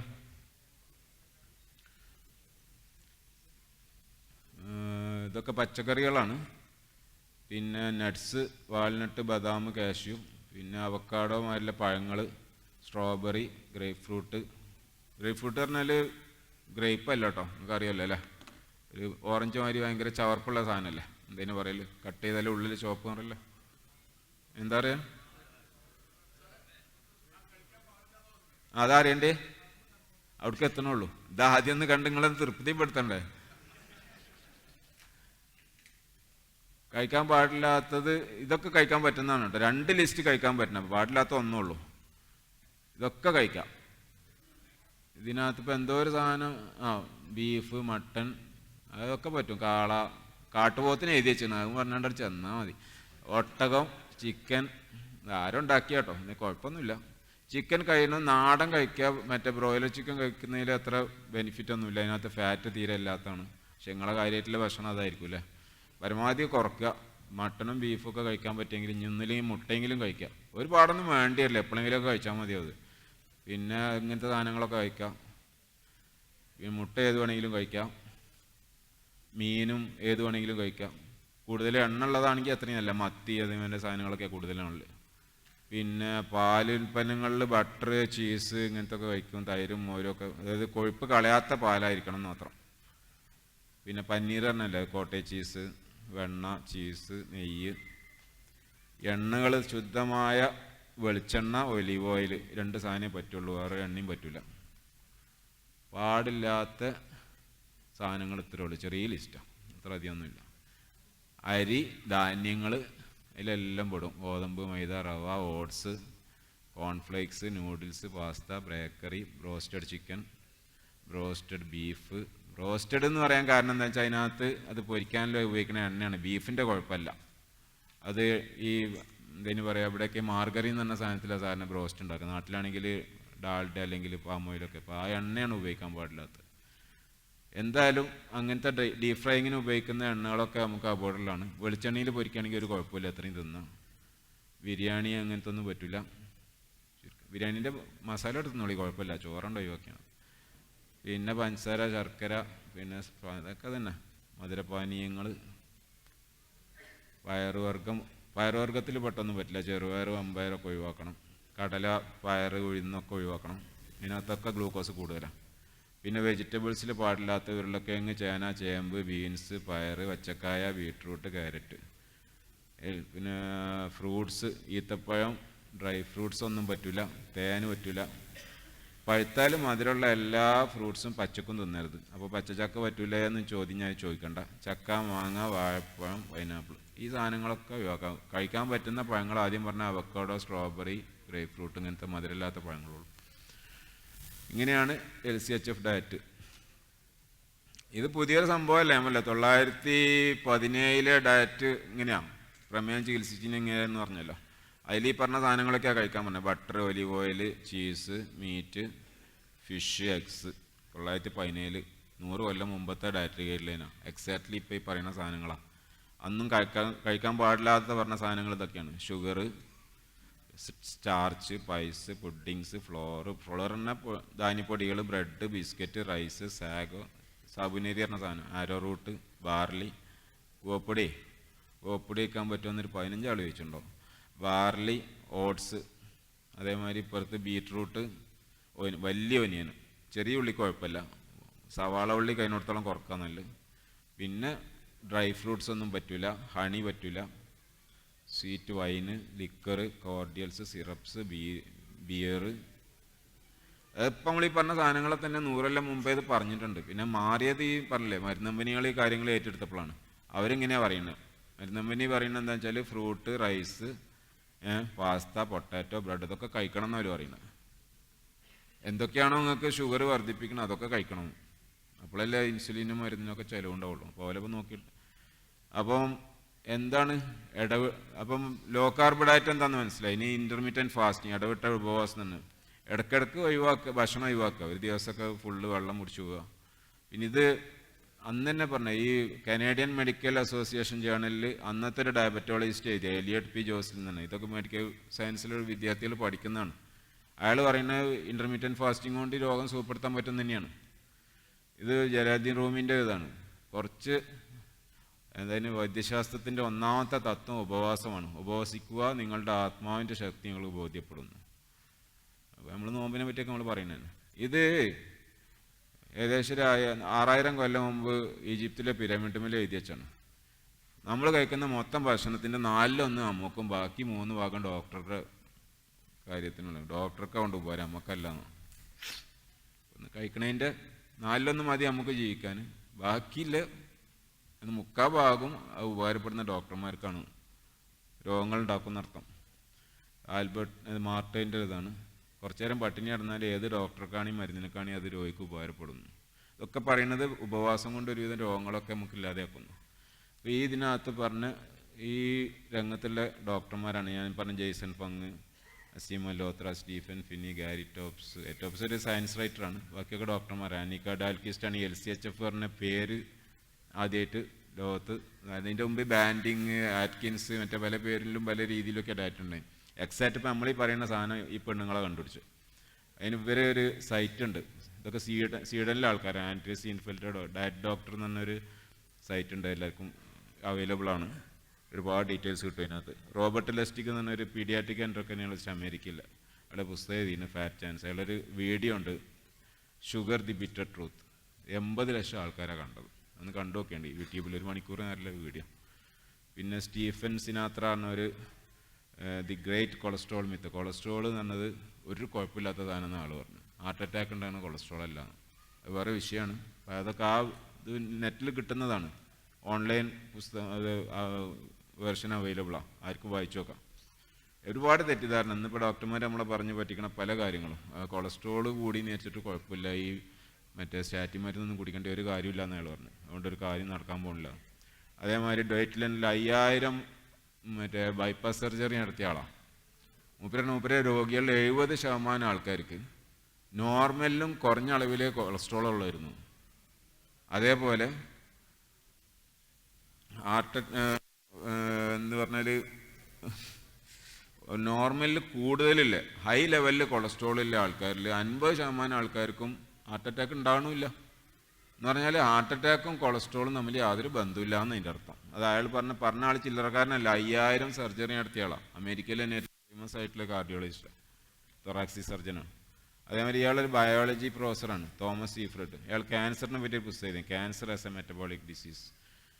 അയാളും പറയുന്നത് ഈ ലോ കാർബ് കീറ്റോ ഡയറ്റ് കൊണ്ട് ക്യാൻസറിന് സുഖപ്പെടുത്താൻ പറ്റുന്നു. തിമോത്തി നോക്സ് നമ്മൾ നേരത്തെ പറഞ്ഞില്ലേ, സ്പോർട്സ് സയൻറ്റിസ്റ്റ്, സൗത്ത് ആഫ്രിക്കയിലെ. അയാൾ പീറ്റർ ബ്രൂക്നർ, ഇത് ആസ്ട്രേലിയൻ ക്രിക്കറ്റ് ടീമിൻ്റെ ഡോക്ടറാണ് ഇയാൾ. പീറ്റർ ആട്ടിയ അതേമാതിരി തന്നെ. ജെയ്സൺ ഫങ് ഞാൻ പറഞ്ഞു. അസീം മൽഹോത്ര UK ആളാണ്, ഇന്ത്യൻ ഒറിജിനാണ്, UK പൗരനാണ്. ഇയാളൊരു പ്രശസ്ത ഒരു വാചകമുണ്ട്, അതായത് സിഗരറ്റ് വലി, ആൽക്കഹോള്, ലാക്ക് ഓഫ് എക്സസൈസ്, ഈ 3 സംഗതികളാണ് സാധാരണ ഡോക്ടർമാർ ഹാർട്ട് അറ്റാക്കിനൊക്കെ കാരണമായിട്ട് പറയൽ. ഇത് 3 കൂടി കൂടിയാലുണ്ടാകുന്നതിനേക്കാണ് ഡാമേജ് ഉണ്ടാവും ബാഡ് ഡയറ്റ് ഉണ്ടെന്ന്, അതിൻ്റെ കാർബോഹൈഡ്രേറ്റ് കഴിച്ചായിരുന്നു. അങ്ങനെയൊക്കെയാണ് അതിനെ പറ്റിയുള്ളത്.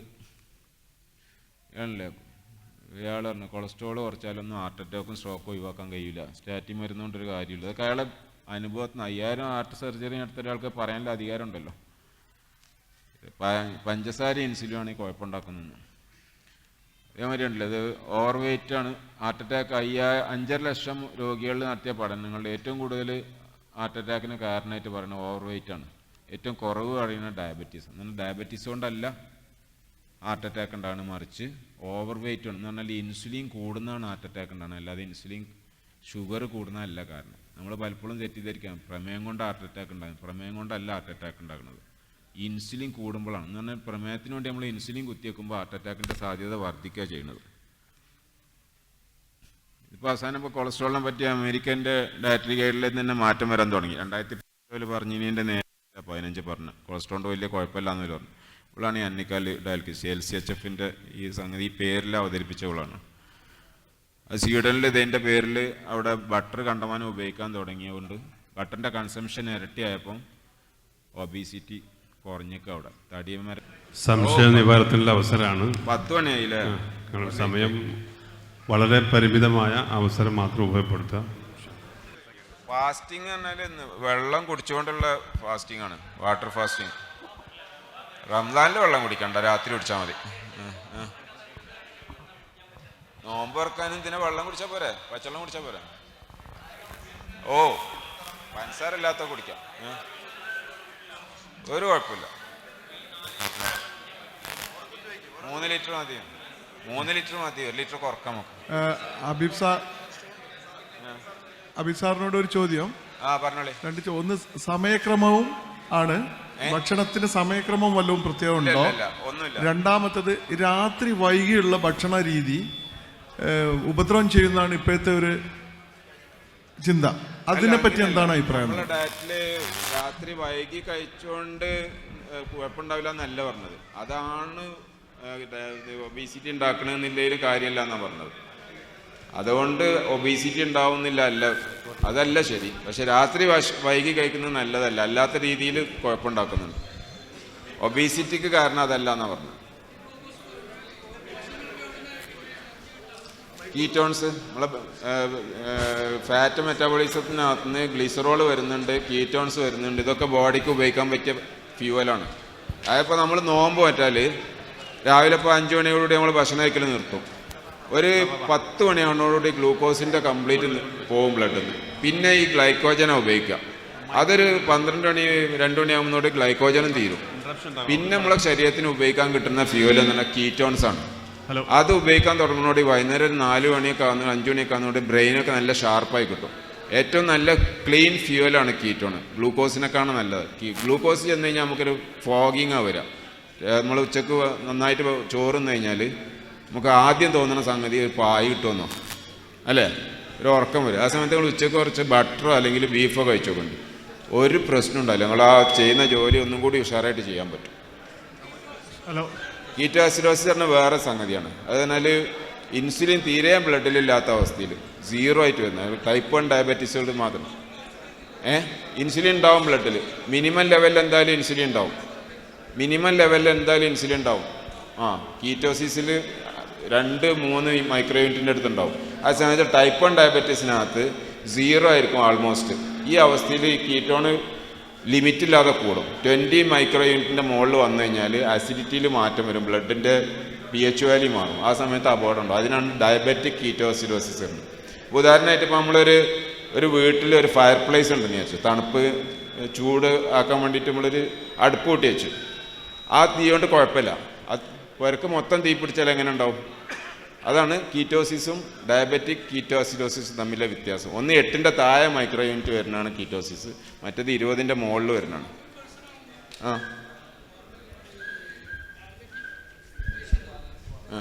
നോർമൽ ആൾക്കാർക്ക് ഒരിക്കലും ഇൻസുലിൻ 2ൻ്റെ താഴെ പോവില്ല, നെവർ.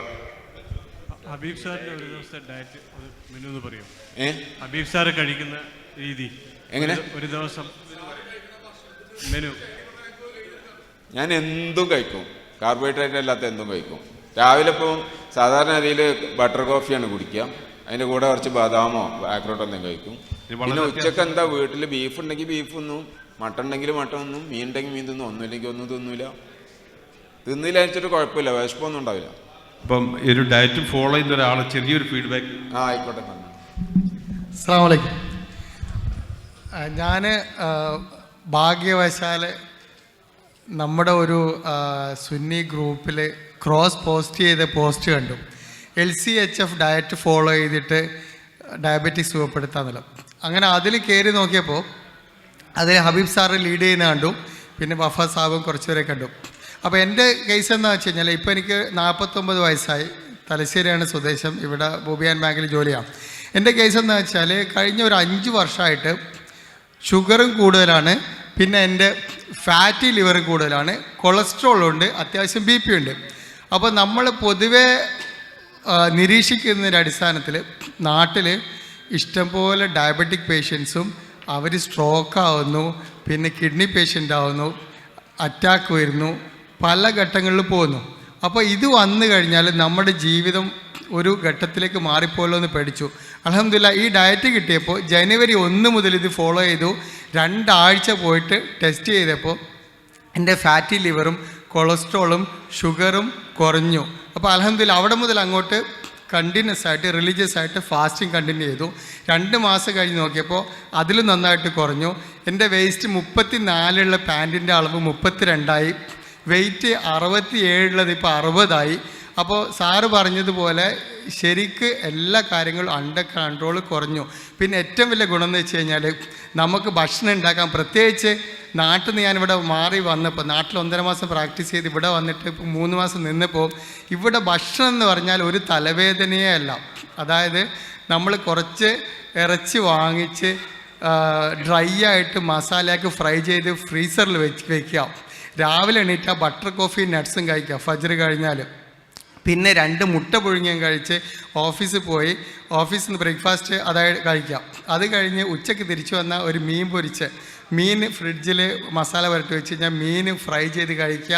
ഇഷ്ടംപോലെ ഈ കസ്, ജർജീർ, കുക്കുംബർ, അങ്ങനെയുള്ള ക്യാബേജ് ഇതൊക്കെ കട്ട് ചെയ്ത് കഴിക്കുക. നല്ലോണം കോക്കനട്ട് ഓയിലും ഒലിവ് ഓയിലും പിന്നെ ബദാം നട്ട്സ് ഇതൊക്കെ. ഈ ഡയറ്റ് ഫോളോ ചെയ്യുമ്പോൾ നമുക്ക് ഭക്ഷണം ഒരു തലവേദനയല്ല. പിന്നെ അൽഹംദുലില്ലാഹ് ഒരു ഗുണം എന്താ വെച്ച് കഴിഞ്ഞാൽ നമുക്ക് നോമ്പ് നോറ്റാൽ ഒരു 11 മണിക്കൊക്കെ കിട്ടുന്ന ഒരു ഉഷാറില്ലേ, ആ ഉഷാർ നിങ്ങൾക്ക് രാവിലെ മുതൽ രാത്രി വരെ ഒരേപോലെ ഉണ്ടാവും. ബ്രെയിൻ നന്നായിട്ട് വർക്ക് ചെയ്യും, ഉറക്കം, ക്ഷീണം അങ്ങനത്തെ ഒന്നും വരില്ല.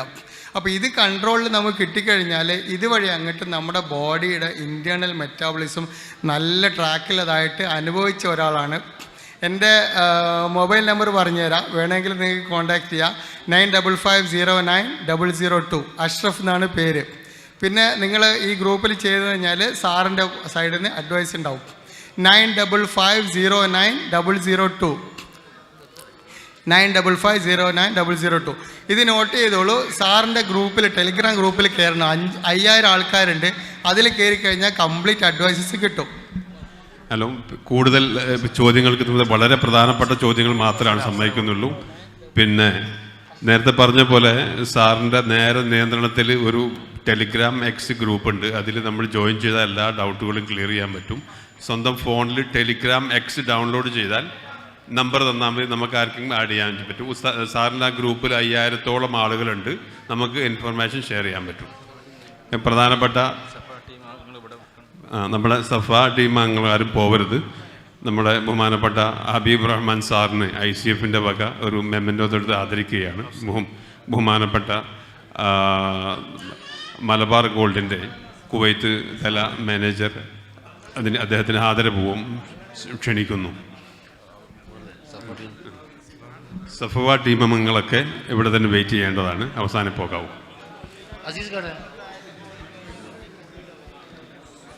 ഒരുപാട് ഈ നമ്മുടെ ഡയറ്റ് ഫോളോവേഴ്സിൻ്റെ ഫീഡ്ബാക്ക് ഇവിടെ ഷെയർ ചെയ്യാനുണ്ടായിരുന്നു, സമയമില്ലാത്തത് കൊണ്ടാണ്. പിന്നെ ആ ഗ്രൂപ്പിൻ്റെ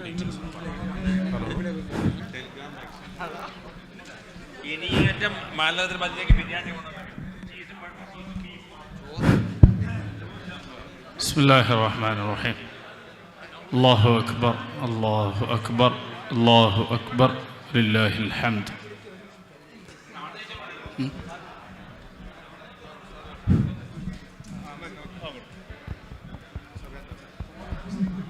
നമ്മുടെ പരിപാടി അവസാനിപ്പിക്കുകയാണ്. അൽഹംദുലില്ലാഹി റബ്ബിൽ ആലമീൻ. അല്ലാഹുമ്മ സ്വല്ലി വസല്ലിം വബാരിക് അലാ റസൂലിക വഹബീബിക സയ്യിദിനാ മുഹമ്മദിൻ വഅലാ ആലി വഅസ്ഹാബി സയ്യിദിനാ മൗലാനാ മുഹമ്മദ്. അല്ലാഹുമ്മ ഇജ്അൽ ജംഅനാ ഹദാ ജംഅൻ മർഹൂമ وتفرقنا من بعده تفرقا معصوما. اللهم لا تجعل فينا ولا معنا ولا منا شقيا ولا مطرودا ولا محروما. ربنا آتنا في الدنيا حسنة وفي الآخرة حسنة وقنا عذاب النار. آمين برحمتك يا أرحم الراحمين. صلى الله تعالى وسلم على خير خلقه سيدنا محمد وآله وصحبه أجمعين والحمد لله رب العالمين. ഇൻഷാ അല്ലാഹ് പരിപാടി ഇവിടെ അവസാനിപ്പിക്കുകയാണ്. ഈ പരിപാടിയിൽ പങ്കെടുത്ത എല്ലാവർക്കും വളരെ ഹാർദവമായ നന്ദി രേഖപ്പെടുത്തുന്നു. ഒരുപാട് ആളുകൾക്ക് വീണ്ടും ചോദ്യങ്ങൾ ഉന്നയിക്കാനുണ്ട്. ഞങ്ങൾ വളരെ ക്ഷമ ചോദിക്കുകയാണ്. സമയം അതിക്രമിച്ചുകൊണ്ട് നിർത്താൻ നിർബന്ധിതനായിരിക്കുന്നു. അധ്യക്ഷൻ്റെ അനുമതിയോടുകൂടി 3 സലാത്തോടു കൂടി യോഗം അവസാനിപ്പിക്കുന്നു. സല്ലല്ലാഹു അലാ മുഹമ്മദ് സല്ലല്ലാഹു അലൈഹി വസല്ലം. സല്ലല്ലാഹു അലാ മുഹമ്മദ് സല്ലല്ലാഹു അലൈഹി വസല്ലം. അല്ലാഹുമ്മ സല്ലി അലാ മുഹമ്മദ് യാ റബ്ബി സല്ലി അലൈഹി വസല്ലം.